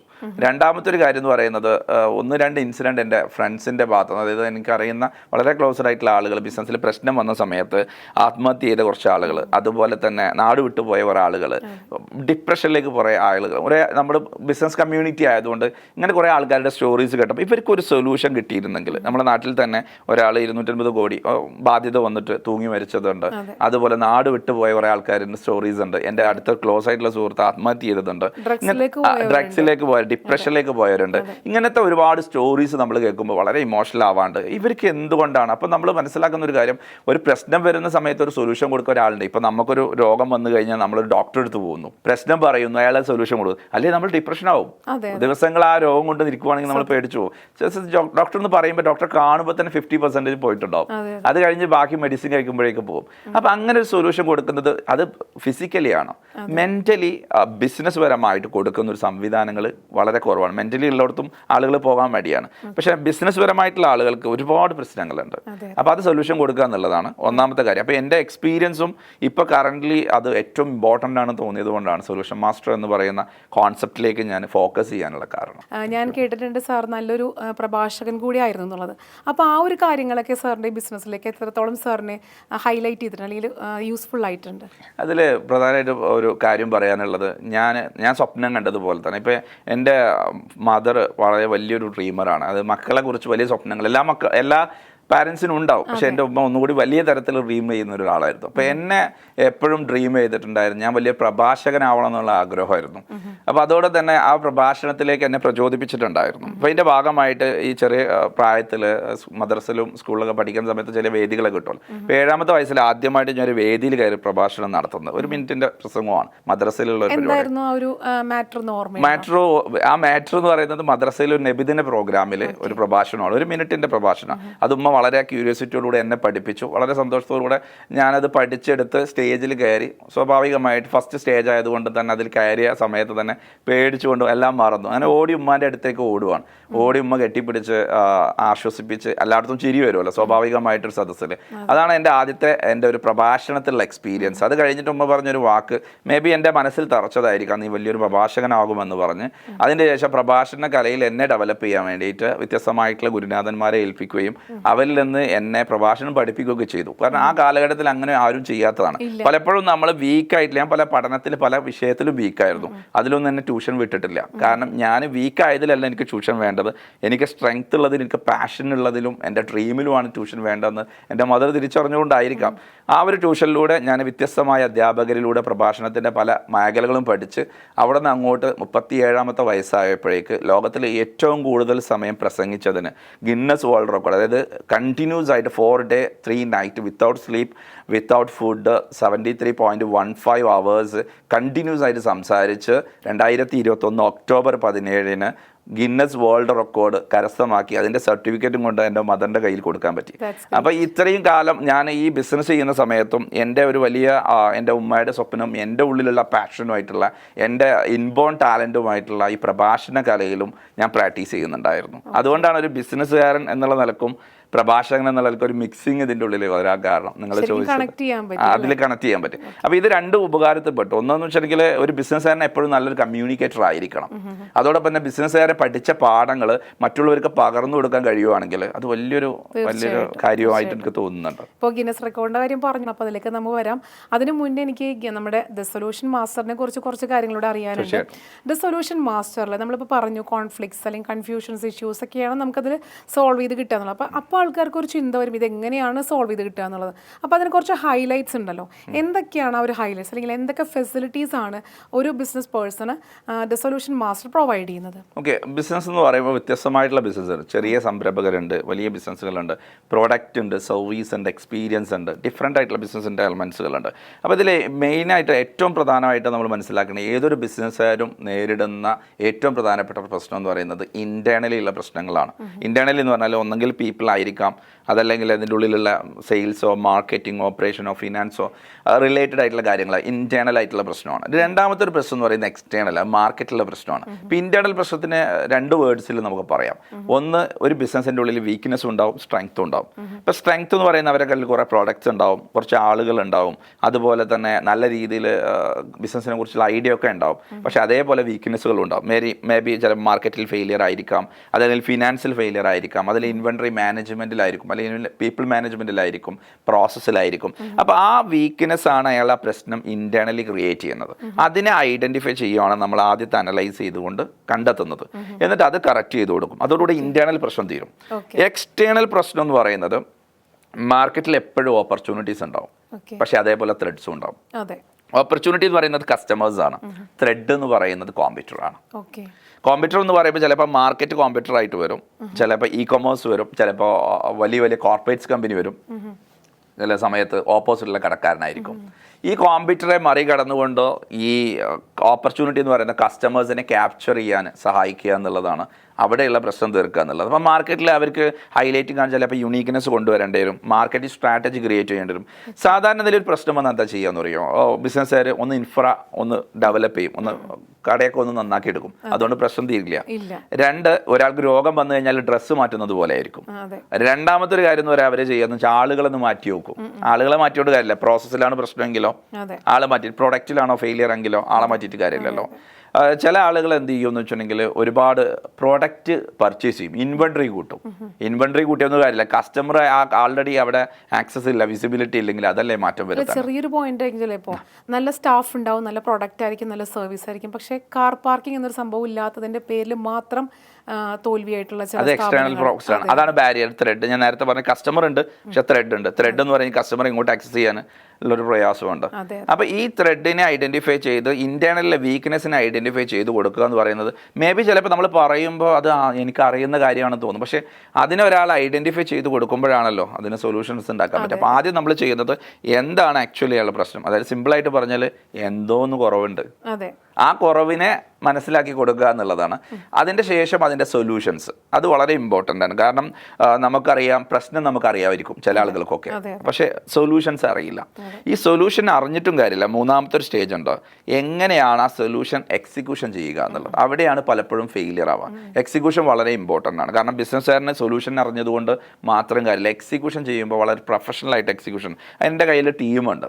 അപ്പോൾ അവർ കൃത്യമായിട്ട് ഇത് എക്സിക്യൂഷൻ ചെയ്യാനും കൂടി നമ്മളൊരു അതിൻ്റെ ബാക്കിൽ, അതായത് ഒരു പ്രശ്നത്തിന് എത്ര സമയമാണ് എക്സിക്യൂഷന് വേണ്ടത് അത്രയും സമയം നമ്മൾ ബാക്ക് എൻഡ് ടീമിന് സപ്പോർട്ട് കൊടുക്കും.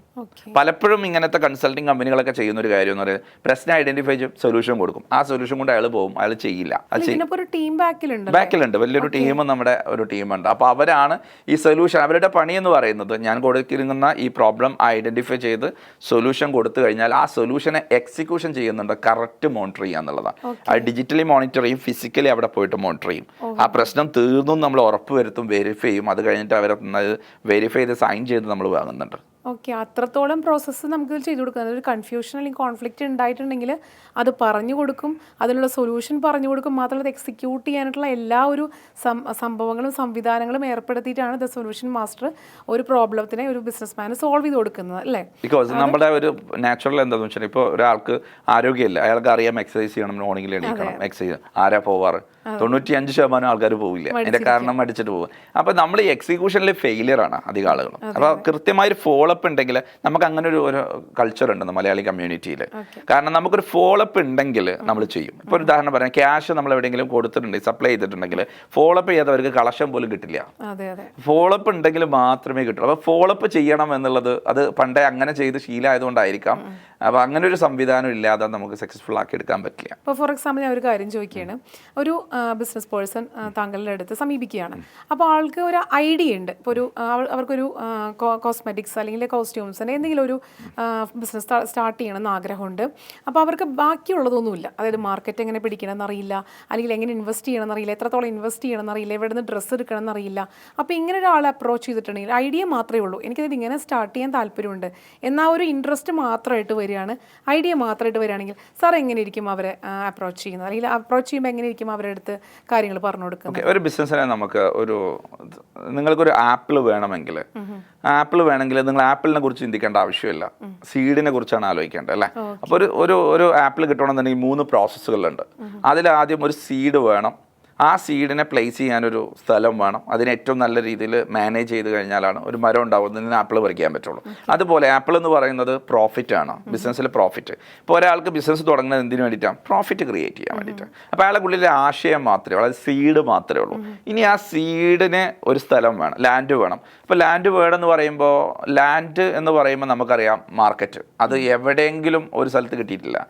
ഇപ്പോൾ ഈത്തപ്പഴം കൊണ്ടുപോയിട്ട് നമ്മളിവിടെ മലപ്പുറത്തിട്ടാലോ എറണാകുളം ഇട്ട് കഴിഞ്ഞാലോ വിളയണമെന്നില്ല. എന്നാൽ അതുപോലെ തേങ്ങ കൊണ്ടുപോയിട്ട് സൗദി അറേബ്യ കൊണ്ടു കഴിഞ്ഞാൽ അത് ഉണ്ടാവണമെന്നില്ല. അതുപോലെ ഉണ്ടാവില്ല എന്നല്ല, അത്ര തന്നെ എക്സ്പ്ലോർ ചെയ്യണമെന്നില്ല.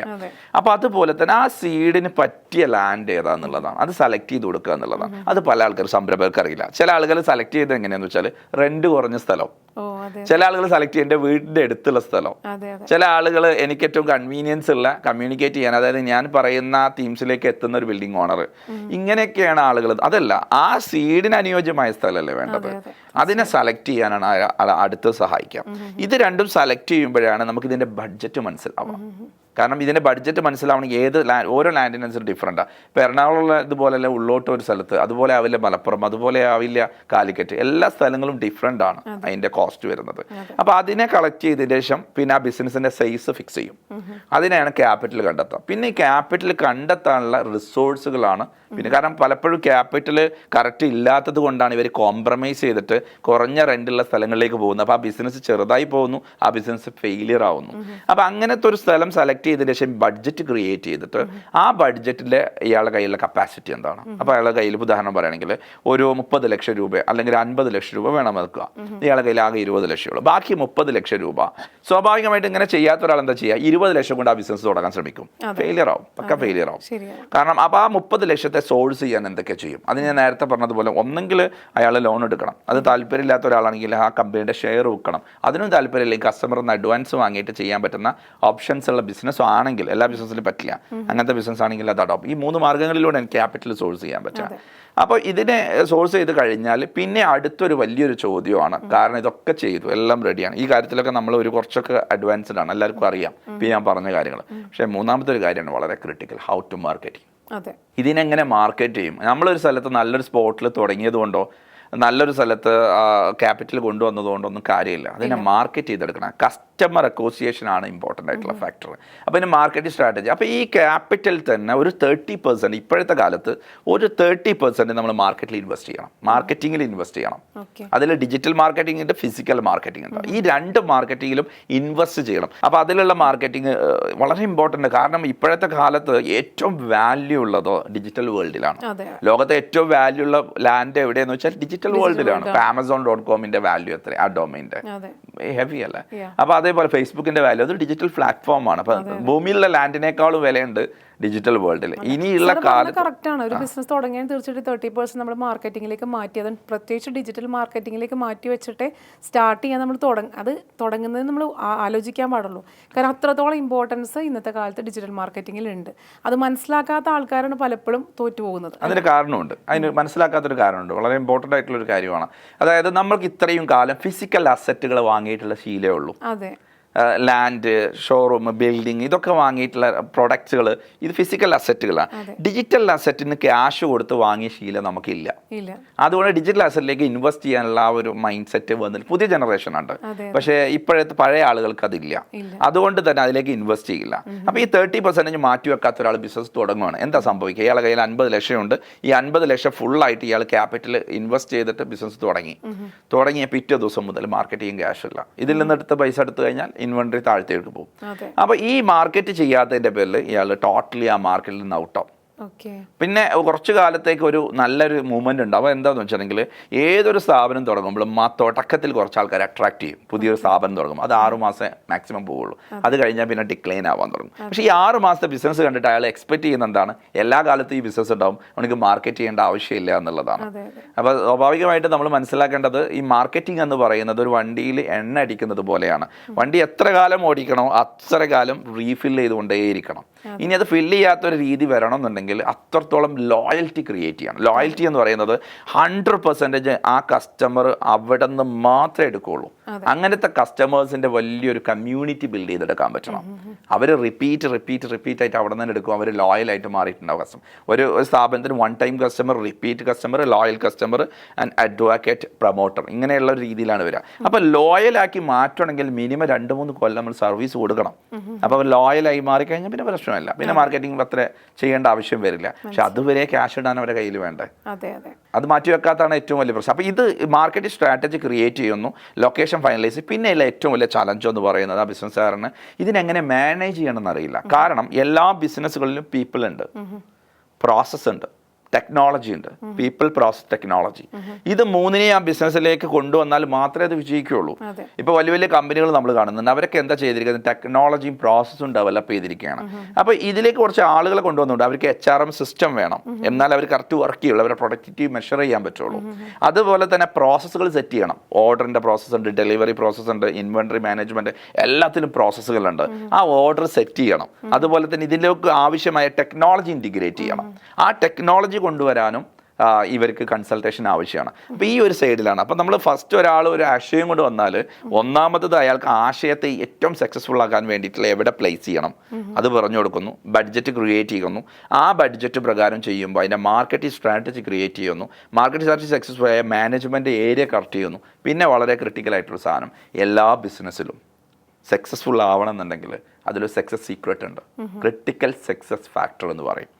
അത് ആ ബിസിനസ്സിൻ്റെ ഉള്ളിലുണ്ട്. അതൊരു ഫുഡ് ബിസിനസ് തുടങ്ങുകയാണെങ്കിൽ അതിൻ്റെ ഉള്ളിൽ വേറെയാണ്, ടെക്സ്റ്റൈൽസ് തുടങ്ങുകയാണെങ്കിൽ വേറെയാണ്, കൺസ്ട്രക്ഷൻ തുടങ്ങുകയാണെങ്കിൽ വേറെയാണ്, എല്ലാത്തിലും ഒരു ക്രിട്ടിക്കൽ സക്സസ്. അല്ലെങ്കിൽ ഒരു 100 ബിസിനസ് എടുത്ത് നോക്കാം, നമ്മൾ ഒരു 100 ഹോട്ടൽ എടുത്ത് നോക്കാം, അതിൽ എത്ര പേരെ വിജയിച്ചിട്ടുള്ളത്?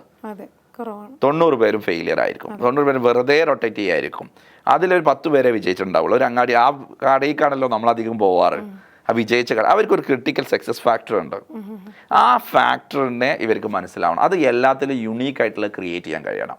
അതാണ് നമ്മുടെ സൊല്യൂഷൻ മാസ്റ്ററുടെ ഏറ്റവും ഹൈലൈറ്റിംഗ് എന്ന് പറയും. ബാക്കിയുള്ളതൊക്കെ പല സ്ഥലത്തും പോയാൽ കിട്ടുമായിരിക്കും, പല ക്ലാസ്സിലും പോയാൽ കിട്ടുമായിരിക്കും.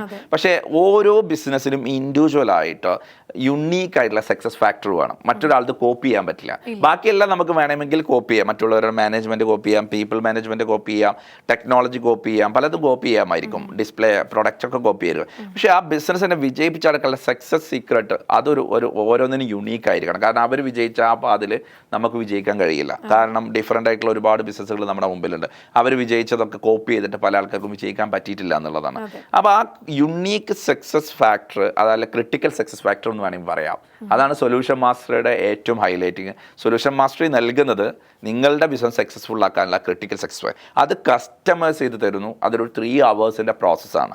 കൃത്യമായി ബിസിനസ്സിനെ അനലൈസ് ചെയ്തുകൊണ്ട് ആ ക്രിട്ടിക്കൽ സക്സസ് ഫാക്ടർ, അത് 1 2 3 ഡിഫറെൻ്റ് ആയിട്ടുള്ള ഓരോ ബിസിനസ്സുകൾക്ക് അനുസരിച്ചാണ് അത് ക്ലിയർ ആയിട്ട്. അപ്പോൾ ഒന്ന് നമ്മൾ വിജയിച്ചില്ലെങ്കിൽ എന്തുകൊണ്ടാണ് 2 3 കൊടുക്കുന്നതിൻ്റെ കാര്യം എന്ന് വെച്ചാൽ, ഒന്ന് സക്സസ്ഫുൾ ആയില്ലെങ്കിൽ രണ്ടാമത്തെ ഉപയോഗിക്കാം, രണ്ടാമത്തെ ആയില്ലെങ്കിൽ മൂന്നാമത്തെ ഉപയോഗിക്കാം. അതാണ് സൊല്യൂഷൻ മാസ്റ്ററിലെ ഏറ്റവും ഹൈലൈറ്റിംഗ് ആയിട്ടുള്ള കാര്യം. അപ്പോൾ ഇനി ഫോർ എക്സാമ്പിൾ ആ ഒരു ബിസിനസ് സ്റ്റാർട്ട് ചെയ്ത ശേഷം ആ ഒരു പ്രോഡക്റ്റ് അല്ലെങ്കിൽ സർവീസിന് ഭയങ്കരമായിട്ടുള്ള കോമ്പറ്റീഷൻ മാർക്കറ്റിലുണ്ടെന്ന് വിചാരിക്കുക. അത് ഓവർകം ചെയ്യാനായിട്ട് ഈ ഒരു ബിസിനസ് പേഴ്സണ് പറ്റുന്നില്ല. അപ്പോൾ അങ്ങനെയുള്ള സന്ദർഭങ്ങളിൽ ദ സൊല്യൂഷൻ മാസ്റ്റർ എങ്ങനെയാണ് സൊല്യൂഷൻ കൊടുക്കുന്നത്? നല്ലൊരു ക്വസ്റ്റ്യൻ ആണ്. അതോടൊപ്പം തന്നെ ഈ കോമ്പറ്റീറ്റർ എന്ന് പറയുന്നത് എന്താണെന്ന് നമ്മൾ ഡിഫൈൻ ചെയ്യേണ്ടതുണ്ട്. കാരണം കോമ്പറ്റീഷൻ എന്ന് പറയുന്നത് ഒരേ സർവീസ് കൊടുക്കുന്ന, ഒരേ പ്രൊഡക്ട്സ് കൊടുക്കുന്ന, ഒരേ എക്സ്പീരിയൻസ് കൊടുക്കുന്ന ആളുകൾ ഒരുമിച്ച് കൂടുമ്പോഴാണ് കോമ്പറ്റീഷൻ ഉണ്ടാവുന്നത്. അപ്പോൾ ഈ കോമ്പറ്റീഷനിൽ നിന്ന് മറികടക്കാൻ എന്ത് ചെയ്യണമെന്ന് ചോദിച്ചു കഴിഞ്ഞാൽ, അവർ കൊടുക്കാത്തൊരു കാര്യം കൊടുക്കുക. വളരെ സിമ്പിളായിട്ട് പറഞ്ഞു കഴിഞ്ഞാൽ, അവർക്ക് ചെയ്യാൻ കോമ്പറ്റീറ്ററുടെ എന്താണോ വീക്ക്നെസ് അത് നമ്മൾ സ്ട്രെങ്തൻ ചെയ്യാന്ന് പറയും. അവർക്ക് ചെയ്യാൻ പറ്റാത്തൊരു കാര്യം, അപ്പോൾ അതിൽ നിന്ന് ഡിഫറൻറ്റിയേഷൻസ്, യുണീക്ക്നെസ് കൊണ്ടുവരിക എന്നുള്ളതാണ്. അപ്പോൾ ഈ ഒരു കോമ്പറ്റീറ്ററുടെ പ്രശ്നം അനുഭവിക്കുന്ന ആളുകൾക്ക് വേണ്ടിയിട്ട് നമ്മൾ ചെയ്യുന്ന കാര്യം, അവരുടെ ബിസിനസ്സിനെ അനലൈസ് ചെയ്ത് അതിലെന്ത് യുണീക്ക്നെസ് കൊണ്ടുവരാൻ കഴിയും, അവരിൽ നിന്ന് വ്യത്യസ്തമാണ്. കാരണം കസ്റ്റമേഴ്സിന് വ്യത്യസ്തമായിട്ടുള്ള ചില പ്രൊഡക്ട്സിൽ കൊണ്ടുവരാം, ചിലതിൽ പ്രൊഡക്റ്റിൽ പറ്റില്ല, എല്ലാവരും ഒരേ ബ്രാൻഡ് വെക്കുന്നുണ്ടാവും. അതല്ലെങ്കിൽ സർവീസിൽ കൊണ്ടുവരാം. സർവീസിൽ പ്രൊഡക്റ്റിലും കഴിയുന്നില്ലെങ്കിൽ അവർക്ക് എക്സ്പീരിയൻസിൽ കൊടുക്കാൻ പറ്റും. കസ്റ്റമർ അവിടെ വരുന്ന സമയത്ത് ഡിഫറെൻ്റ് ആയിട്ടുള്ള എക്സ്പീരിയൻസ് കൊടുക്കാൻ പറ്റും. ഇത് ഏറ്റവും കൂടുതൽ നമുക്ക് കാണാൻ പറ്റുന്നത് ചൈനയിലൊക്കെ യാത്ര ചെയ്യുന്നു. ഞാൻ ചൈനയിലൊക്കെ ഒരുപാട് യാത്ര ചെയ്യുന്ന ഒരാളാണ്. വ്യത്യസ്തമായി 30 രാജ്യങ്ങളിൽ യാത്ര ചെയ്തിട്ടുണ്ട്. മറ്റുള്ള രാജ്യങ്ങളിലൊക്കെ നമ്മൾ കണ്ടിട്ടുള്ളൂ. നമ്മുടെ നാട്ടിൽ ആളുകൾക്ക് ശീലമില്ലാത്തൊരു കാര്യം എന്ന് പറയുന്നത്, ഇപ്പോൾ ചൈനയിലൊക്കെ ഒരു 2000 റെസ്റ്റോറൻറ്റ് ഒരു സ്ഥലത്തുണ്ട് നോക്കുക, അല്ലെങ്കിൽ 5000 ഷോറൂമുള്ള നാഫന്താഷ, ഗോൺസോലൊക്കെ അവിടെയൊക്കെ ഈവൂലൊക്കെ ചെന്ന ആളുകൾക്ക് അറിയാം. ആയിരക്കണക്കിന് ഷോറൂമുകളാണ്. പക്ഷെ ഒരു ഷോറൂമിന് കോമ്പറ്റീറ്റർ അല്ല. ബിക്കോസ് അവരെല്ലാവരും ഉണ്ടാക്കുന്നതിൽ എന്തെങ്കിലും ഡിഫറൻസ് അവർ ക്രിയേറ്റ് ചെയ്തിട്ടുണ്ടാവും, യുണീക്ക്നെസ് ഉണ്ടാവും. ഇതിന് നമ്മൾ ആൾക്കാർ തയ്യാറല്ല. കാരണം നമ്മൾ ആളുകൾ ഒന്നെങ്കിൽ കോപ്പി ചെയ്യും, അല്ലെങ്കിൽ അവരുടെ ഏതെങ്കിലും നല്ല കാര്യം മാത്രം ചൂസ് ചെയ്യും. എന്നിട്ട് അതിലൊരു കോപ്പി പേസ്റ്റ് ആണ് നമ്മൾ അധികം ചെയ്യാറ്. അതിൻ്റെ കാര്യം എന്താ വെച്ചാൽ, ഇത് റിസ്ക് ഫ്രീ ആണെന്നുള്ളതാണ് കാഴ്ച. ഭയങ്കര റിസ്ക് ഉള്ള സംഭവമാണ്. കോപ്പി ചെയ്യുമ്പോൾ കോമ്പറ്റീഷനിൽ പോയി കഴിഞ്ഞാൽ 2 പ്രശ്നങ്ങളാണുള്ളത്.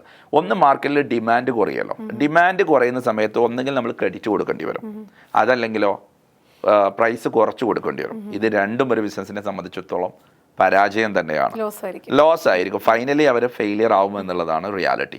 അപ്പോൾ ആ യുണീക്ക്നെസ് എന്ന് പറയുന്നത് ക്രിയേറ്റീവ് ആയിട്ടുള്ള ഒരു പാർട്ടാണ്. അപ്പോൾ എല്ലാ ബിസിനസ്സിലും ഇന്റേണൽ എൻ്റെ ഉള്ളിലിരിക്കും. ആ ക്രിയേറ്റീവ് പാർട്ട് അത്ര തന്നെ അവർക്ക് മനസ്സിലാക്കിയെടുക്കാൻ കഴിയില്ല. അതിനൊരു എക്സ്റ്റേണൽ പേഴ്സൺ ആവശ്യമുണ്ട് എന്നുള്ളതാണ്. അപ്പോൾ അവരുടെ നീഡ് നമുക്ക് അത് മനസ്സിലാക്കി ആ ബിസിനസ്സിൻ്റെ യുണീക്കായി, കാരണം നമ്മൾ ഇതിൽ ഒരുപാട് റിസർച്ച് നടത്തുന്നുണ്ട്. ഒരു ബിസിനസ്സിൽ എങ്ങനെയാണ് ഡിഫറെൻ്റ് ആയിട്ടുള്ള ഓരോ ഇൻഡസ്ട്രികളിലും ഡിഫറെൻ്റ് ആയിട്ടുള്ള യുണീക്ക്നെസ് കൊണ്ടുവരാം. യുണീക്ക്നെസ് എന്ന് പറയുന്നത് ഈ ഭൂമിയിൽ എല്ലാതും യുണീക്കാണ്. ഫോർ എക്സാമ്പിൾ പറയുന്നത്, ഒരു മരത്തിൻ്റെ ഒരു ഇല എടുത്ത് അതുപോലത്തെ ഒരു ഇല ലോകത്തില്ല. ഒരു കല്ലെടുത്ത് കഴിഞ്ഞാൽ അതുപോലത്തെ ഒരു കല്ലില്ല. ഒരു മരം എടുത്തു കഴിഞ്ഞാൽ അതുപോലത്തെ ഒരു മരമില്ല. ഒരു മനുഷ്യനെടുത്തു കഴിഞ്ഞാൽ അതുപോലത്തെ ഒരു മനുഷ്യനില്ല. ഇപ്പം എന്നെ പോലെ ലോകത്ത് ഞാൻ മാത്രമേ ഉണ്ടായിട്ടുള്ളൂ. അപ്പം നമുക്ക് ഇത്രയും യുണീക്ക്നെസ് ക്രിയേറ്റീവ് ആയിട്ട് ഇവിടെ ഉണ്ട്, അത് നമ്മുടെ മുമ്പിലുണ്ട്. അങ്ങനെയാണെങ്കിൽ എന്തുകൊണ്ട് നമ്മളൊരു ബിസിനസ്സിൽ യുണീക്ക്നെസ് കൊണ്ടുവന്നുകൂടാ? പല ആൾക്കാരും ഈ കോപ്പി ചെയ്യാൻ ശ്രമിക്കുന്ന സമയത്ത് സംഭവിക്കുന്നത് മാർക്കറ്റിൽ ആ ഇൻഡസ്ട്രി തന്നെ തകർന്നു പോവുകയാണ്.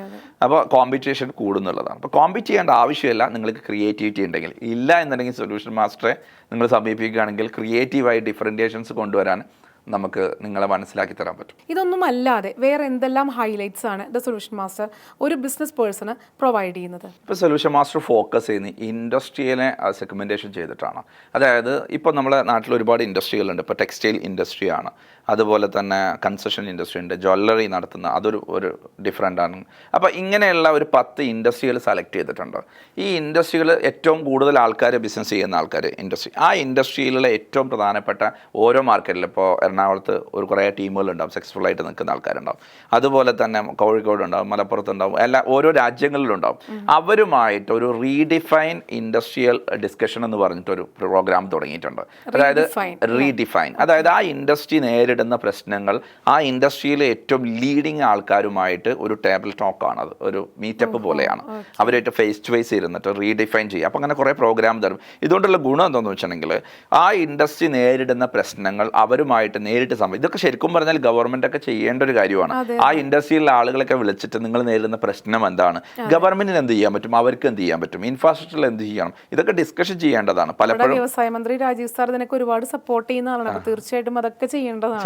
ഇങ്ങനെ ചെയ്ത് വ്യവസായങ്ങളിൽ പോലും ചെയ്യേണ്ട ഒരു കാര്യമാണ്. എല്ലാ വ്യവസായങ്ങളിലും ഒരുപാട് പ്രശ്നങ്ങൾ അവർ ഫേസ് ചെയ്യുന്നുണ്ട്. അവരുടെ പ്രശ്നം, ഒരു വ്യവസായം ഡെവലപ്പ് ചെയ്യുമ്പോഴാണ് ഒരു രാജ്യം ഡെവലപ്പ്. കാരണം ഏറ്റവും കൂടുതൽ ആൾക്കാർക്ക് ജോലി കൊടുക്കുന്നത് ബിസിനസ് ഓണേഴ്സ് ആണ്. ഏറ്റവും കൂടുതൽ ടാക്സ് അടക്കുന്നത് അവരാണ്. ഒരു രാജ്യത്തിന്റെ, ഒരു നാടിന്റെ ഡെവലപ്മെന്റ് ഇൻഫ്രാസ്ട്രക്ചർ അവരാണ്. അതോടെ ഏറ്റവും കൂടുതൽ ചാരിറ്റി കൊടുക്കുന്നത് അവരാണ്. ഇനി എന്തെങ്കിലും സൊസൈറ്റിയിൽ ഒരു പ്രശ്നം വന്നു കഴിഞ്ഞാൽ അതിനെ ഹാൻഡിൽ ചെയ്യുന്നതും അവരാണ്. അപ്പോൾ ഒരു ബിസിനസ് സംരംഭകൻ എന്ന് പറയുന്നത് വലിയൊരു രക്ഷകനാണ്. അപ്പോൾ അത് നമ്മൾ ഒരുപാട് സമയങ്ങൾ, നമ്മൾ കോവിഡ് സമയത്തും അതുപോലെ തന്നെ വെള്ളപ്പൊക്കം, ഫ്ലഡ് സമയത്തൊക്കെ നമ്മൾ റിയലൈസ് ചെയ്തൊരു കാര്യമാണ്. അപ്പോൾ ആ ബിസിനസ്സുകാരൻ്റെ പ്രശ്നങ്ങളെ സംസാരിക്കാൻ, ഒന്ന് പറയാൻ ആളില്ല എന്നുള്ളതാണ്. അപ്പോൾ അവർക്ക് വേണ്ടിയിട്ട് നമ്മൾ ഒരു റീഡിഫൈൻ പ്രോഗ്രാം സംഘടിപ്പിക്കുന്നുണ്ട്. ഡിഫറെൻ്റ് ആയിട്ടുള്ള ഇൻഡസ്ട്രികൾ, ആ ഇൻഡസ്ട്രിക്കാർ മാത്രം ഇരുന്നിട്ട് അതിൻ്റെ സെൻറ്ററിൽ നമ്മൾ ഷെയർ ചെയ്യുന്നു. എന്നിട്ട് അവരുടെ പ്രശ്നങ്ങൾ ചോദിച്ചറിയുന്നു. അവിടെ നിന്ന് ഓൺ സ്പോട്ടിൽ ആ പ്രശ്നങ്ങൾക്കുള്ള പരിഹാരങ്ങൾ അവർക്ക് കൊടുക്കുന്നു. അതോടൊപ്പം തന്നെ പൊതുവായിട്ട് നമ്മൾ കാണേണ്ട പരിഹാരങ്ങൾ എന്തൊക്കെയാണ്. ഫോർ എക്സാമ്പിൾ പറയുകയാണെങ്കിൽ ഇപ്പോൾ ചില ഇൻഡസ്ട്രികളിലൊക്കെ ഒരുപാട് ക്രെഡിറ്റ് കൊടുക്കുന്നവരുണ്ട്. അതുപോലെ തന്നെ പ്രൈസ് കുറച്ചിട്ട് പ്രോഫിറ്റ് കട്ട് ചെയ്ത് കൊടുക്കുന്നവരുണ്ട്. ഈ പ്രോഫിറ്റ് കട്ട് ചെയ്യുമ്പോൾ സ്വാഭാവികമായിട്ട് ആ ഇൻഡസ്ട്രിയിലുള്ളവരൊക്കെ തകർന്ന് ഇരിപ്പിടാവും. കാരണം ഒരുപാട് എക്സ്പെൻസിൽ റൺ ചെയ്യുന്ന ആൾക്കാരുണ്ടാവും. അപ്പോൾ ഇങ്ങനത്തെ പൊതുവായിട്ടുള്ള കാര്യങ്ങളെ എങ്ങനെ കൈകാര്യം ചെയ്യണം, ഇൻഡിവിജ്വലായിട്ട് എന്തൊക്കെയാണ് മാറ്റം വരുത്തണം. പിന്നെ കോമ്പറ്റീഷൻ എന്ന് പറയുന്ന ഒരു സാധനം എല്ലാവരുടെയും പ്രശ്നമാണ്. അപ്പോൾ അതിനെങ്ങനെയാണ് യുണീക്ക്നെസ് ഓരോരുത്തരും ഇൻഡിവിജ്വലി കൊണ്ടുവരാം. കോമ്പീറ്റ് ചെയ്യല്ല വേണ്ടത്, യുണീക്ക്നെസ് കൊണ്ടുവരാം. അപ്പോൾ ഇതിൻ്റെയൊക്കെ അവയർനെസ് ക്യാമ്പയിനാണ് ഇത് ചെയ്യുന്നത്. അപ്പോൾ റീഡിഫൈൻ പ്രോഗ്രാം ഭയങ്കരമായിട്ട് സ്വീകാര്യത കിട്ടിയ ഒരു പരിപാടിയാണ്. അതാണ് ഇപ്പോൾ ഏറ്റവും ലേറ്റസ്റ്റ് ആയിട്ട് നമ്മൾ സൊല്യൂഷൻ മാസ്റ്ററിൽ കൊണ്ടുവന്നൊരു കാര്യം. പിന്നെ രണ്ടാമത്തെ ഒരു കാര്യം, ഇപ്പോൾ ടെക്സ്റ്റൈൽസ് കഴിഞ്ഞു, ജ്വല്ലറിയുടെ കഴിഞ്ഞു, അതുപോലെ സ്പോർട്സ് ഗുഡ്സിൻ്റെ കഴിഞ്ഞിട്ടുണ്ടായിരുന്നു, അതുപോലെ തന്നെ കൺസ്ട്രക്ഷൻ മേഖലയിലുള്ളത് കഴിഞ്ഞു. അങ്ങനെ ഓരോ ഇൻഡസ്ട്രി നടന്നുകൊണ്ടിരിക്കുകയാണ്, പല രാജ്യങ്ങളിലും നടന്നുകൊണ്ടിരിക്കുന്നുണ്ട്. ഇപ്പോൾ അടുത്ത് ഞാൻ ഖത്തറിലായിരുന്നു, കഴിഞ്ഞ റിയാദ്, സൗദിയിൽ പോയിട്ടുണ്ടായിരുന്നു. ഇപ്പോൾ നാട്ടിൽ കുറച്ച് പ്രോഗ്രാമുകൾ കഴിഞ്ഞു.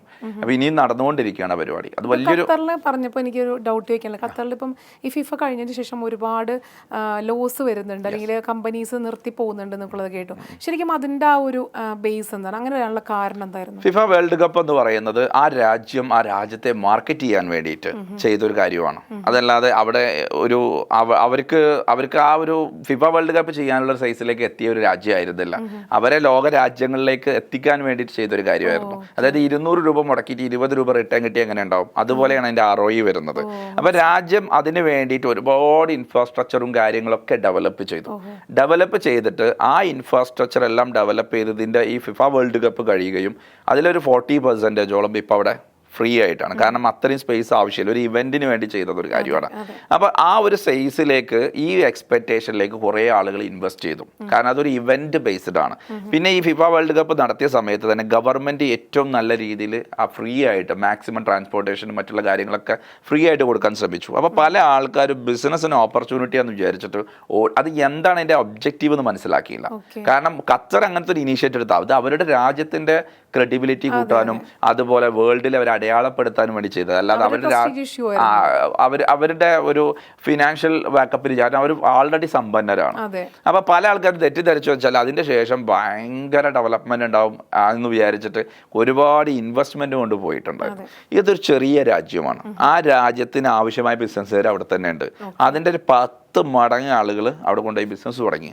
സ്വാഭാവികമായിട്ട് ഇൻഫ്ലക്ഷൻ വരും. അതെ അതെ അത് അങ്ങനെയാണല്ലോ, ഏതൊരു കാര്യത്തിന് ഇൻഫ്ലക്ഷൻ വന്നു കഴിഞ്ഞാൽ, മൂല്യതകർച്ച വന്നു കഴിഞ്ഞാൽ, അതുപോലെ തന്നെ ആവശ്യത്തിൽ കൂടുതൽ വന്നു കഴിഞ്ഞെങ്കിൽ ഇൻഫ്ലക്ഷൻ വരും. അങ്ങനെ ഒരു ഇൻഫ്ലക്ഷൻ വന്ന സമയത്തുള്ള ഒരു ക്രൈസിസ്, അത്രയും രാജ്യമാണ്. കാരണം അതിനാവശ്യം, പിന്നെ അധിക പ്രോജക്റ്റുകളും ഇനീഷ്യേറ്റ് ചെയ്തിട്ടുള്ള ഗവൺമെന്റ് നേരിട്ടാണ്. പിന്നെ ഫിഫ വേൾഡ് കപ്പിൽ ഉണ്ടായ ഫ്ലോ ആ സമയത്ത് ഉണ്ടായിട്ടുണ്ട്, പക്ഷെ അതിന്റെ ആഫ്റ്റർ അത്രയും ഒരു കപ്പാസിറ്റി ഉള്ള ഒരു സ്ഥലമല്ല.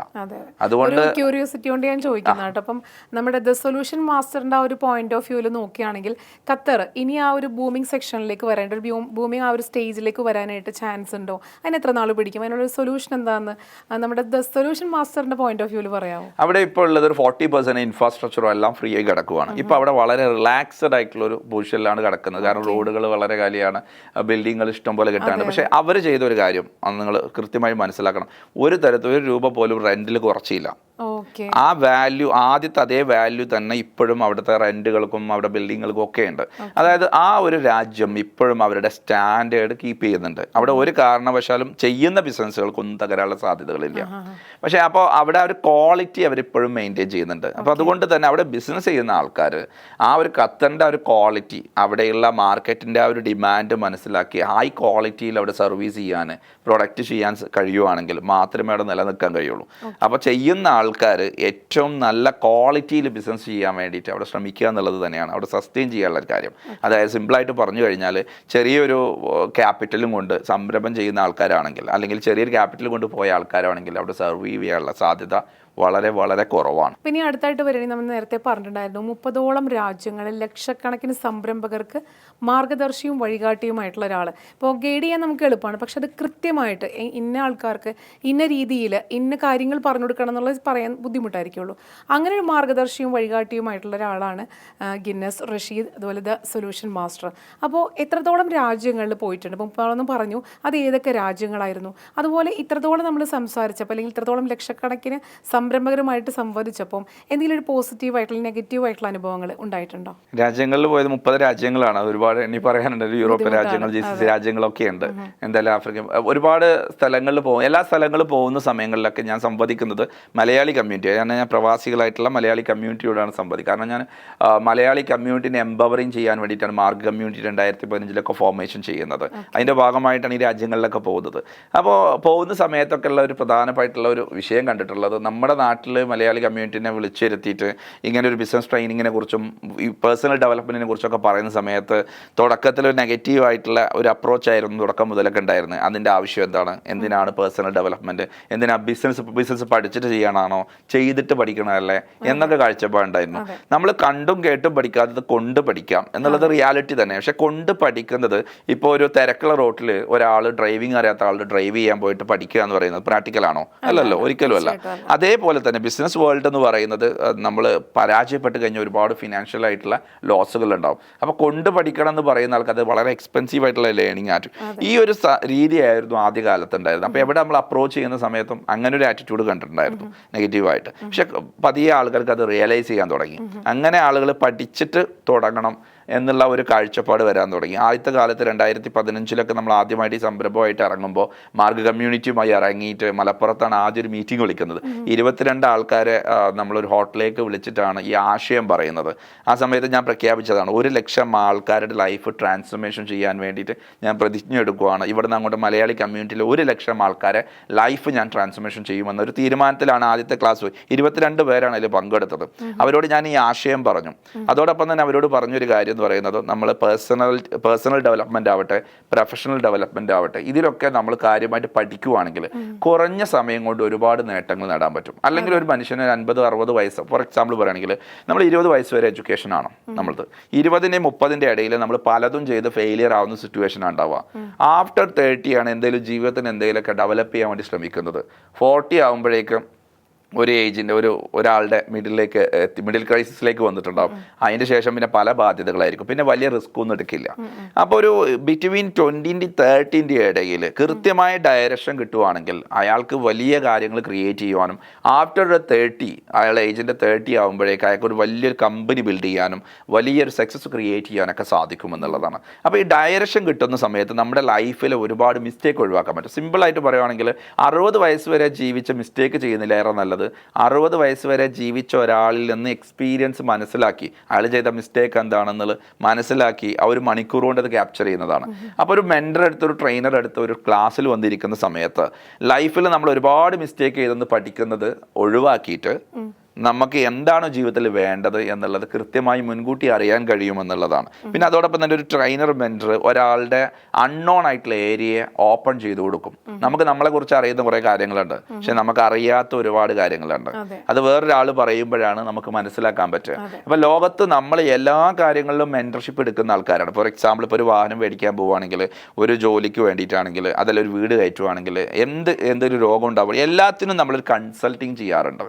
പക്ഷെ ലൈഫിനെ കുറിച്ച്, എൻ്റെ ഡെവലപ്മെൻറ്റിനെ കുറിച്ച് എനിക്ക് എന്തെങ്കിലും കുഴപ്പമുണ്ടോ, അതല്ലെങ്കിൽ എൻ്റെ ബിസിനസ്സിന് എന്തെങ്കിലും കുഴപ്പമുണ്ടോ, അതിനെന്തെങ്കിലും പ്രശ്നങ്ങളുണ്ടോ എന്ന് അനലൈസ് ചെയ്യാനോ ചോദിക്കുവാനോ നമുക്ക് മടിയാണ്.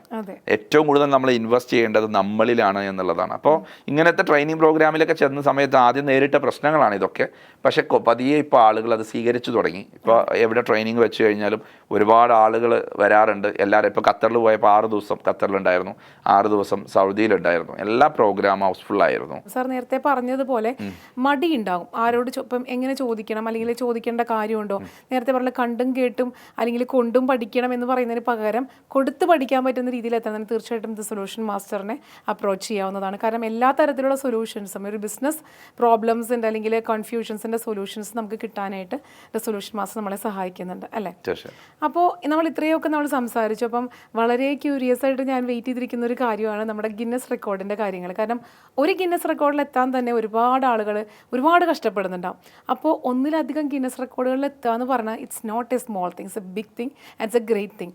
സോ ഏതൊക്കെയാണ് ആ ഗിന്നസ് റെക്കോർഡുകൾ, എന്തിനൊക്കെയാണ് അത് ലഭിച്ചത്? ഗിന്നസ് റെക്കോർഡിലേക്ക് എത്തുന്നതിന് മുന്നേ ആയിട്ട് എനിക്ക് പറയാനുള്ള ഒരു കാര്യം എന്ന് പറയുന്നത് ഗിന്നസ് എന്തുകൊണ്ട് നേടി എന്നുള്ളതാണ്. ഞാൻ പറഞ്ഞല്ലോ, എൻ്റെ ചെറുപ്പത്തിലെ എൻ്റെ ഒരു പ്രഭാഷണം സ്റ്റക്കായി നിന്ന ആ ഒരു 7 വയസ്സിൽ ഞാൻ കയറിയ പീഠത്തിൽ കയറി എൻ്റെ മദറിൻ്റെ ഏറ്റവും വലിയൊരു ആഗ്രഹമായിരുന്നു ഞാൻ പ്രഭാഷണ കലയിൽ വലിയ ആളാവണം എന്നുള്ളത്. എൻ്റെ ഉള്ളിൽ അതിൻ്റെ പാഷനും അതിൻ്റെ ടാലൻറ്റും ഉണ്ട്, ഇൻബോൺ ടാലൻറ്റും ഉണ്ടായിരുന്നു എന്നുള്ളത് പിന്നെ റിയലൈസ് ചെയ്തൊരു കാര്യമാണ്. അപ്പോൾ അതിനെ ഡെവലപ്പ് ചെയ്ത് മിനിക്കെടുത്തു എന്നുള്ളതാണ്. അപ്പോൾ അത് കഴിഞ്ഞിട്ട് നമ്മൾ അതിൽ കുറേ മുന്നോട്ട് പോയ സമയത്ത് നമ്മൾ ആസ് എ ട്രെയിനർ എന്നുള്ള നിലയ്ക്ക് ഞാൻ പിന്നെ ചിന്തിച്ചൊരു കാര്യം എന്ന് പറയുന്നത്, എന്തുകൊണ്ട് നമ്മൾ ഇപ്പോൾ ഒരു കാര്യം ആൾക്കാരോട് പറയുന്നത് എന്താണ്, world top of the out to become best in the world. അതാണ് ഒരു പ്രൊഫഷണൽസിനോടും ബിസിനസ്സുകാരോടും പറയുന്നത്. അപ്പോൾ എൻ്റെ ഒരു മേഖലയിൽ ആസ് എ ട്രെയിനർ എന്നുള്ള കൺസൾട്ടൻ്റ് എന്നുള്ള നിലയ്ക്ക് എൻ്റെ ഇതിൽ എന്താണ് ടോപ്പ് ഓഫ് ദി വേൾഡ്, അത് സെർച്ച് ചെയ്ത സമയത്താണ് കണ്ടെത്താൻ പറ്റിയത്. ലോകത്തെ ഏറ്റവും കൂടുതൽ സമയം കണ്ടിന്യൂസ് ആയിട്ട് മെക്സിക്കോയിലുള്ള ഒരാളാണ് സംസാരിച്ചിട്ടുള്ളത്. അപ്പോൾ അതിൻ്റെ ഡാറ്റയെല്ലാം പരിശോധിച്ച്, അതൊരു 10 വർഷം മുന്നെയാണ് പരിശോധിച്ചത്. അപ്പോൾ പരിശോധിച്ചപ്പോഴാണ് അങ്ങനെ ഒരു ആശയത്തിലേക്ക് ഞാൻ വന്നത്. ആ ഒരു ഇൻഡസ്ട്രിയിൽ നിന്ന് ഒരു തീരുമാനം എടുത്തു, ഞാൻ ഈ റെക്കോർഡ് ബ്രേക്ക് ചെയ്യുമെന്നുള്ളത്. അപ്പോൾ എനിക്ക് റെക്കോർഡ് ബ്രേക്ക് ചെയ്യാൻ വേണ്ടത് 73 മണിക്കൂർ കണ്ടിന്യൂസ് ആയിട്ട് സ്റ്റേജിൽ നിന്ന് സംസാരിക്കുക എന്നുള്ളതാണ്. Without food, without sleep, day and night continue സംസാരിക്കുക എന്നുള്ളതാണ്. ഒന്നും കഴിച്ചിട്ടില്ല, വെള്ളം മാത്രമേ കുടിച്ചിട്ടുള്ളൂ ആ 4 ഡേയും 3 നൈറ്റിലും. അപ്പൊ ഇങ്ങനത്തെ ഒരു അറ്റംപ്റ്റ് നടത്തുമ്പോൾ സ്വാഭാവികമായിട്ട് മരണം വരെ സംഭവിച്ചേക്കാം, അതുപോലെ സൗണ്ട് പോയേക്കാം, പലതും സംഭവിക്കും. അപ്പൊ അതിനുള്ള ഒരു ഒരുപാട് ഫാക്ടേഴ്സ് ഉണ്ട്. അതിലെ ഏറ്റവും വലിയ ക്രിട്ടിക്കാലിറ്റി എന്ന് പറയുന്നത് 73 മണിക്കൂർ പറയാനുള്ളതും ബൈഹാർട്ടായത്. കാരണം അതിന് ഗിന്നസിന്റെ ഒരു വലിയൊരു ക്രൈറ്റീരിയ ആണത്. അത് കംപ്ലീറ്റ് ഞാൻ ബൈഹാർട്ട് ചെയ്യണം. അതോടൊപ്പം തന്നെ അത് ഓർഡറിൽ പറയും വേണം. 38 ഗസറ്റഡ് ഓഫീസർമാർ സൈൻ ചെയ്യണം ഈ ഓർഡറിലാണ് വന്നത് എന്നുള്ളത്. അപ്പം അതിനൊരു 16 പേജുള്ള വലിയൊരു ക്രൈറ്റീരിയ ഉണ്ട് ഗിന്നസിലേക്ക് അത് എത്തണമെന്ന്. കാരണം ഗിന്നസ് എന്ന് പറഞ്ഞു കഴിഞ്ഞാൽ ലോകത്ത് ഇന്ന് വരെ ഒരാളും ചെയ്യാത്ത കാര്യമായിരിക്കണം, ഒരാൾ മാത്രം ചെയ്ത കാര്യം, അതിനാണ് ഗിന്നസ് കിട്ടുള്ളൂ. കാരണം ആ മേഖലയിൽ ഇപ്പം ഞാൻ നേടിയിരിക്കുന്നത് ലോങ്ങസ്റ്റ് ബിസിനസ് ലെസൺ ആണ്. ഇപ്പം ഗൂഗിൾ ചെയ്ത് കഴിഞ്ഞാൽ ലോങ്ങസ്റ്റ് ബിസിനസ്, ലോകത്ത് ഏറ്റവും കൂടുതൽ സമയം സംസാരിച്ച്, ഇപ്പം ലോങ്ങസ്റ്റ് ബിൽഡിംഗ്, ഹയസ്റ്റ് ബിൽഡിംഗ് ഒക്കെ അടിക്കുന്ന പോലെ തന്നെ ലോങ്ങസ്റ്റ് ബിസിനസ് ലെസൺ, അതിൽ 73.15 എന്നെ കൂട്ടിച്ചേർക്കാൻ വേണ്ടിയിട്ട് ഞാൻ ഈ 9 വർഷക്കാലം പ്രാക്ടീസ്. ഒരു വർഷക്കാലം ഒരു കൺഫ്യൂഷനിലായിരുന്നു. പിന്നെ അത് കഴിഞ്ഞ 73.15 എന്ന് പറയുമ്പോൾ അതിന് മുന്നേ 70 അങ്ങനെ അതിന്റെ മുന്നേ ഓരോരുത്തരും ഇങ്ങനെ അച്ചീവ് ചെയ്ത് വന്നതാണ്, ചെയ്തിട്ട് വന്നത്. അപ്പൊ ഈ 73 ആണ് ഇപ്പോഴത്തെ റെക്കോർഡ്. 73.15 അതെന്റെ പേരിലാണുള്ളത്, ഒരു മലയാളിയുടെ പേരിലാണുള്ളത്. പക്ഷെ അതിലേക്ക് എത്താൻ വേണ്ടി ഈ 9 വർഷക്കാലം എന്റെ പ്രാക്ടീസ് സൗണ്ടിൽ വളരെ ഇമ്പോർട്ടന്റ് ആണ്. കാരണം ഇത് മുടങ്ങാൻ പാടില്ല. അതുപോലെ തന്നെ ഫിസിക്കൽ ഫിറ്റ്നസ്, പിന്നെയുള്ള നമ്മുടെ ഏറ്റവും വലിയ ചലഞ്ച് നമുക്ക് എല്ലാവർക്കും അറിയാം, ഉറക്ക്. നമുക്ക് ഒരു ദിവസം ദിവസം ഉറങ്ങിയിൽ പിറ്റേ ദിവസം നമുക്ക് മെമ്മറി ലോസ് ആവും, അതോടൊപ്പം തന്നെ നമുക്ക് എനർജി ലോസ് ആവും. അപ്പോൾ ആ എനർജി പോവാതെ, മെമ്മറി പോവാതെ, റീകോൾ വാല്യൂയോട് കൂടെ ആ സ്റ്റേജിൽ നിൽക്കാനുള്ള കപ്പാസിറ്റി അത് വളരെ ക്രിട്ടിക്കൽ ആയിരുന്നു. അപ്പോൾ അതിന്റെ സീക്രട്ട് എന്ന് പറയുന്നത് ഞാൻ ഓരോ ദിവസം ഉറക്ക് റെഡ്യൂസ് ചെയ്ത് കൊണ്ടുവന്നു. ഉറക്ക് റെഡ്യൂസ് ചെയ്യാൻ വേണ്ടിയിട്ട് നമ്മൾ എക്സസൈസ്, അതിനുള്ള ഒരുപാട് എക്സസൈസുകളുണ്ട്. ഫുഡ് ഹാബിറ്റ്സ് കംപ്ലീറ്റ് മാറ്റി. നമ്മൾ കഴിക്കുന്ന ഒരു ഫുഡും കഴിച്ചിട്ടില്ല, അതിന് സ്പെഷ്യൽ ആയിട്ടുള്ള ഫുഡ്, അതിന് വേണ്ടിയുള്ള ട്രെയിനേഴ്സ് ഉണ്ട്, മെന്റേഴ്സ് ഉണ്ടായിരുന്നു, അതിന് ന്യൂട്രീഷ്യൻസ് ഉണ്ടായിരുന്നു, ഡോക്ടേഴ്സ് ഉണ്ടായിരുന്നു, ഫിസിഷ്യൻസ് ഉണ്ടായിരുന്നു. അങ്ങനെ ഒരു 5ഓളം ആളുകൾ എന്നെ ട്രെയിൻ ചെയ്തിട്ടുണ്ട് അതിന് വേണ്ടിയിട്ട്. അങ്ങനെ എൻ്റെ ബോഡി, എൻ്റെ ശരീരം ഉറങ്ങാതെ എനർജറ്റിക് ആയിട്ട് നിൽക്കാൻ പറ്റുന്ന രീതിയിലേക്ക് ഒക്ടോബർ 17, 2021 ഞാൻ എൻ്റെ ബോഡീനെ അങ്ങനെ ട്രാൻസ്ഫോർമേഷൻ ചെയ്തു എന്നുള്ളതാണ്. അത് ഉറങ്ങാത്തൊരു വ്യക്തിയായിട്ട് എനിക്ക് എത്ര ദിവസം വേണമെങ്കിലും സംസാരിക്കാൻ പറ്റും എനർജറ്റിക്. അങ്ങനെ ആക്കിയതിന് ശേഷമാണ് ഞാൻ അറ്റംപ്റ്റ് നടത്തുന്നത്. ലീഡ് കോളേജ് പാലക്കാട് വെച്ചിട്ടാണ് അറ്റംപ്റ്റ് നടത്തിയത്. അറ്റംപ്റ്റ് നടത്തി വളരെ സക്സസ്ഫുൾ ആയി. ആദ്യത്തെ അറ്റംപ്റ്റിൽ കുറെ മോക്ക് ഡ്രില്ലൊക്കെ ചെയ്തിട്ടുണ്ടായിരുന്നു. അത് കഴിഞ്ഞ് അറ്റംപ്റ്റ് നടത്തി വളരെ സക്സസ്ഫുൾ ആയിട്ട് വിജയിച്ചു. അത് കഴിഞ്ഞിട്ട് പിറ്റത്തെ മാസം നവംബറിലാണ് ദുബായിൽ വെച്ചിട്ട് ഗിന്നസ് വേൾഡ് റെക്കോർഡിന്റെ സർട്ടിഫിക്കറ്റ്സ് റിസീവ് ചെയ്യുന്നത്. ഇപ്പോഴും ഞാൻ തന്നെ നടന്നത് ആക്ച്വലി കോമ്പറ്റീഷൻ നടന്നത് ലീഡ് കോളേജിൽ പാലക്കാട് വെച്ചിട്ടായിരുന്നു. പക്ഷേ ഇത് റിസീവ് ചെയ്യുന്നത് ദുബായിൽ വെച്ചിട്ട്. അന്ന് കോവിഡ് കാലമായതുകൊണ്ട് 2021 അല്ലേ, കോവിഡ് കാലമായതുകൊണ്ട് ഇവിടുന്ന് ആ ഒരു പ്രോഗ്രാം ചെയ്യാൻ പറ്റാതായി. അപ്പോൾ അവർ വരില്ല എന്നുള്ളത് കൊണ്ട് ദുബായിൽ വെച്ചിട്ടാണ് ഫംഗ്ഷൻ. ഗിന്നസിന്റെ അതോറിറ്റി ഒക്കെ വന്ന് അവിടെ നിന്ന് വെച്ചിട്ടാണ് അത് റിസീവ് ചെയ്തത്. വലിയൊരു ചടങ്ങായിരുന്നു ദുബായിൽ. അതാ കിട്ടുന്നത്. അത് കഴിഞ്ഞിട്ട് പിന്നെ Indian record, Asian record, Kalam world record, Arabian world record, time world record, ഇതൊക്കെ ഓരോ വേൾഡ് റെക്കോർഡ് അതോറിറ്റികളാണ്. ഇന്ത്യൻ, ഏഷ്യ, ഇതൊക്കെ ഓരോ കാറ്റഗറിയാണ്. പിന്നെ ആൾറെഡി ഗിന്നസ് വേൾഡ് റെക്കോർഡ് നേടിയത് കൊണ്ട് തന്നെ ഇതിൻ്റെ അതോറിറ്റിക്കൊക്കെ ഇതിൻ്റെ ഡോക്യുമെൻ്റ് അയച്ചു കൊടുക്കുകയും ആ റെക്കോർഡ് അതോറിറ്റിയിലൊക്കെ സർട്ടിഫിക്കറ്റ്, അപ്പോൾ അങ്ങനെയുള്ള റെക്കോർഡുകളൊക്കെ നമുക്ക് അതിൻ്റെ അംഗീകാരങ്ങളെല്ലാം ലഭിച്ചു എന്നുള്ളത്. പക്ഷേ ഗിന്നസ് കിട്ടിക്കഴിഞ്ഞാൽ പിന്നെ എല്ലാം അതിൻ്റെ താഴെ വരുള്ളൂ. എല്ലാം ലോകത്തിലെ ഏറ്റവും വലിയ റെക്കോർഡ് അതോറിറ്റി എന്ന് പറയുന്നതാണ്. ഇത് എന്തുകൊണ്ട് നേടിയെന്ന് വെച്ച് കഴിഞ്ഞാൽ നമ്മൾ ആളുകളോട് പറയുന്നത് എന്താണ്, നിങ്ങളുടെ ലൈഫിൽ യു ക്യാൻ ബെസ്റ്റ് ആവാൻ പറ്റും, അല്ലെങ്കിൽ ടോപ്പ് ഓഫ് ദി വേൾഡിൽ എത്താൻ പറ്റും. അതാദ്യം നമ്മൾ കാണിച്ചു കൊടുക്കണമല്ലോ. അപ്പം എനിക്ക് നമ്മളൊരു കാര്യം ആഗ്രഹിച്ചു കഴിഞ്ഞാൽ, വിശ്വസിച്ച് കഴിഞ്ഞാൽ ആ കാര്യം നേടാൻ വേണ്ടി നിരന്തരമായി പരിശ്രമിക്കുവാണെങ്കിൽ വൺ ഡേ നമുക്കത് അച്ചീവ് ചെയ്യാൻ പറ്റും. അപ്പം ഇത് വളരെ ലോജിക്കലായിട്ടും സ്ട്രാറ്റജിക്കലായിട്ടും ഒക്കെ ക്ലാസ്സിലൊക്കെ വളരെ ക്ലിയർ എടുത്തുകൊണ്ട് കാര്യമില്ല. എൻ്റെ ലൈഫ് കൊണ്ട് ഞാൻ കാണിച്ചു കൊടുക്കേണ്ട ഒരു കാര്യമാണ്. അപ്പം അതുകൊണ്ട് അത് കാണിച്ചു കൊടുക്കുക എന്നുള്ള നിലക്ക് തന്നെയാണ് ഞാനത് ചെയ്തത്. അത് ഒരുപാട് ആൾക്കാർ ഇൻസ്പയർ ചെയ്തിട്ടുണ്ട്. നമ്മൾ പോകുന്നതും സംസാരിക്കുന്നിടത്തൊക്കെ ഗിന്നസ് സുരക്ഷ എന്ന് പറയുമ്പോൾ ഈ ഗിന്നസ് ഒരുപാട് ആൾക്കാർ ഇൻസ്പയർ ചെയ്യുന്നുണ്ട്.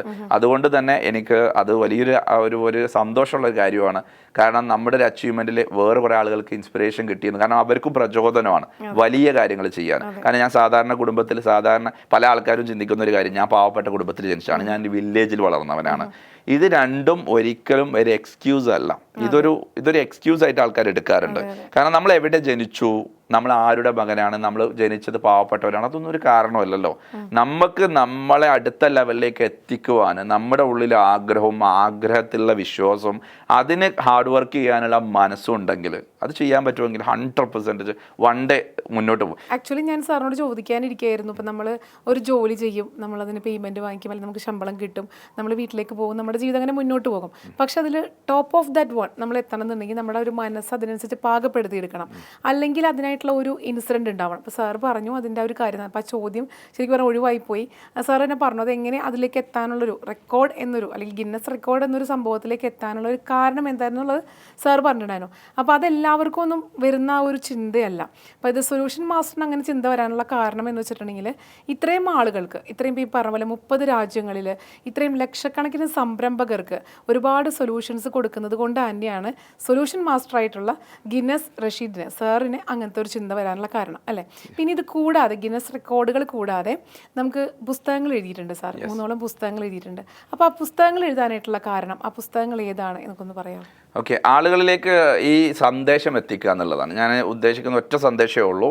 അതായത് നിങ്ങളുടെ മനസ്സിൽ ഒരു ആഗ്രഹത്തിൻ്റെ കനലുണ്ടെങ്കിൽ ആ കനൽ നിങ്ങൾ കീപ്പ് ചെയ്യാൻ പറ്റുവാണെങ്കിൽ വൺ ഡേ അത് ആളി കത്തിക്കാനുള്ള സിറ്റുവേഷൻ നിങ്ങളുടെ ലൈഫിൽ ഉണ്ടാവും എന്നുള്ളതാണ്. അതാണ് നമ്മൾ പറയാൻ ഉദ്ദേശിക്കുന്ന ഒരു ആശയം. ആ കനൽ എന്താ വെച്ചാൽ കെട്ടുപോകാതെ നോക്കുക എന്നുള്ളതാണ്. പലപ്പോഴും പല ആൾക്കാരും മഴ പെയ്യുമ്പോഴേക്കും, ഒരു മഞ്ഞുണ്ടാകുമ്പോഴേക്കും, ഒരു കാറ്റടിക്കുമ്പോഴേക്കും അത് കെട്ടുപോകും. എല്ലാവർക്കും സ്വപ്നങ്ങളുണ്ട്, ലോകത്ത് സ്വപ്നങ്ങളില്ലാത്ത ഒരാളും ഇല്ല. അപ്പോൾ ഈ സ്വപ്നങ്ങളെ കനൽ കെട്ടുപോകാതിരിക്കാൻ വേണ്ടി ഞാൻ ഒരുപാട് ട്രെയിനിങ് ട്രെയിനിങ് നടത്തുന്നുണ്ട്, മെൻറ്ററിങ് കൊടുക്കുന്നുണ്ട്, ക്ലാസ്സുകൾ കൊടുക്കുന്നുണ്ട്. സോഷ്യൽ മീഡിയയിൽ ഒരുപാട് വീഡിയോസ്, ഇൻസ്റ്റയിലൊക്കെ ഗിന്നസ് റെക്കോർഡ് അടിച്ചു കഴിഞ്ഞാൽ ഒരുപാട് വീഡിയോസ് എല്ലാ ദിവസവും വീഡിയോസ് ഇടുന്നുണ്ട്, ഒക്കെ ഇടുന്നുണ്ട്. പക്ഷേ കുറേ ആളുകൾ ഇതൊക്കെ നോക്കാതെ വായിക്കുന്ന ആൾക്കാർ, വായിക്കാൻ ഇഷ്ടപ്പെടുന്ന ആൾക്കാരുണ്ട്. അപ്പോൾ അങ്ങനത്തെ ആളുകളെ ഇൻസ്പയർ ചെയ്യേണ്ടതുണ്ടല്ലോ, അവരെ നമ്മൾ മെയിൻ ചെയ്യേണ്ടത്. അപ്പോൾ അവർക്ക് വേണ്ടിയിട്ടാണ് 3 പുസ്തകം എഴുതിയത്. അത് ഒന്നാമത്തെ പുസ്തകം എന്ന് പറയുന്നത് ബിസിനസ് ഒരു നന്മമരം എന്നുള്ളതാണ്. ലോകത്തിലെ ഏറ്റവും വലിയ നന്മ ചെയ്യുന്ന ഒരു നന്മ മരം ആരാന്ന് ചോദിച്ചു കഴിഞ്ഞാൽ ബിസിനസ്മാനാണ്. ഞാൻ നേരത്തെ പറഞ്ഞ മാതിരി ഏറ്റവും കൂടുതൽ ആൾക്കാർക്ക് ജോലി കൊടുക്കുന്നത്, ടാക്സ് അടക്കുന്നത്, ഇൻഫ്രാസ്ട്രക്ചറിൽ രാജ്യത്തിന്റെ ഡെവലപ്മെന്റ്, ചാരിറ്റി എല്ലാം കൊടുക്കുന്ന ബിസിനസ്സുകാരാണ്. ഒരു ക്രൈസിസ് വന്നിട്ടുണ്ടെങ്കിലും പിടിച്ചു നിർത്തുന്ന എല്ലാ ബിസിനസ്സുകാരും. ബിസിനസ്സുകാരില്ലാതെ ഈ ലോകത്ത് ഒരിക്കലും വളർച്ച ഉണ്ടാവില്ല, നിലനിൽപ്പ് ഉണ്ടാവില്ല. അപ്പോൾ അങ്ങനെയുള്ള ബിസിനസ്സുകാരന് ഒരു നന്മമരമാണ്. ആ മരം എന്താണെന്നുള്ളത് മനസ്സിലാക്കി കൊടുക്കുക. അതോടൊപ്പം തന്നെ ഇങ്ങനെ ഒരു മരമായി മാറണമെന്നുണ്ടെങ്കിൽ ഒരു ബിസിനസ്സുകാരൻ്റെ ട്രാൻസ്ഫോർമേഷൻ എന്താണ്, അതായത് സാധാരണ ഒരു ബിസിനസ്സുകാരൻ വലിയൊരു ബിസിനസ്മാൻ ആകുമ്പോഴാണ് മരമാവുന്നത്, അല്ലെങ്കിൽ അയാൾ തന്നെ അയാൾക്കൊരു ബാധ്യതയായി മാറും, ചെറിയ അതിൻ്റെ ഇടയിൽ കുടുങ്ങി കഴിഞ്ഞാൽ. അതെങ്ങനെയാന്നുള്ള അറിയിക്കുന്ന ഒരു പുസ്തകമാണ് ബിസിനസ് ഒരു നന്മമരം എന്ന് പറയുന്ന ഒരു പുസ്തകം. രണ്ടാമത്തെ ഒരു പുസ്തകം എഴുതിയത് ഞാൻ ഗിന്നസുമായിട്ട് ഇൻസിഡൻറ്റ് ചെയ്തു. കാരണം എൻ്റെ ലൈഫിൽ 7 വയസ്സിന് ഒരു മിനിറ്റിൻ്റെ പ്രഭാഷണം കംപ്ലീറ്റ് ചെയ്യാൻ കഴിയാത്ത എനിക്ക് 73 മണിക്കൂർ 15 മിനിറ്റും കണ്ടിന്യൂ സംസാരിച്ച്, ഈ ലോകത്ത് ഏറ്റവും കൂടുതൽ സമയം സംസാരിച്ച, ട്രെയിനിങ് എടുത്ത, ബിസിനസ് ക്ലാസ് എടുത്ത പ്രസംഗിച്ച ഒരു വ്യക്തിയായിട്ട് എനിക്ക് ലോകത്തിന് മുമ്പിൽ മാറാൻ സാധിച്ചതിൻ്റെ ആ കനൽ വഴി എങ്ങനെയാണെന്നുള്ളത്. കാരണം ആ കനൽ ഞാൻ എങ്ങനെയാണ് 30 വർഷം കീപ്പ് ചെയ്തത്, എങ്ങനെയാണ് അതിനെ ആളിക്കത്തിച്ച് ലോകത്തിനെ കീഴടക്കുന്ന രീതിയിൽ ലോകത്തിൻ്റെ ഏറ്റവും ടോപ്പിലെത്താൻ സാധിച്ചത് എന്നൊരു സ്റ്റോറി ആളുകൾ അറിയേണ്ടതുണ്ട്. കാരണം വരും തലമുറകൾ അത് വായിച്ചു കഴിഞ്ഞാൽ അവരത് ഇൻസ്പയർ ആവുന്നതോടുകൂടി അവരും വലിയ കാര്യങ്ങൾ ചെയ്യാൻ സാധിക്കണം. അപ്പോൾ അതിൻ്റെ ഒരു സ്റ്റോറി ടെല്ലിംഗ് ആണ്, ഒരു തിരക്കഥാ മോഡലിലാണ്. അത് ഒരുപാട് ആളുകൾ വായിക്കുന്നുണ്ട്, ആമസോണിലൊക്കെ അവൈലബിൾ ആണ്. മൂന്നാമത്തെ ഒരു പുസ്തകം എഴുതിയത് സ്മോൾ സ്റ്റെപ്പ് ഗ്രേറ്റ് സക്സസ് ആണ്.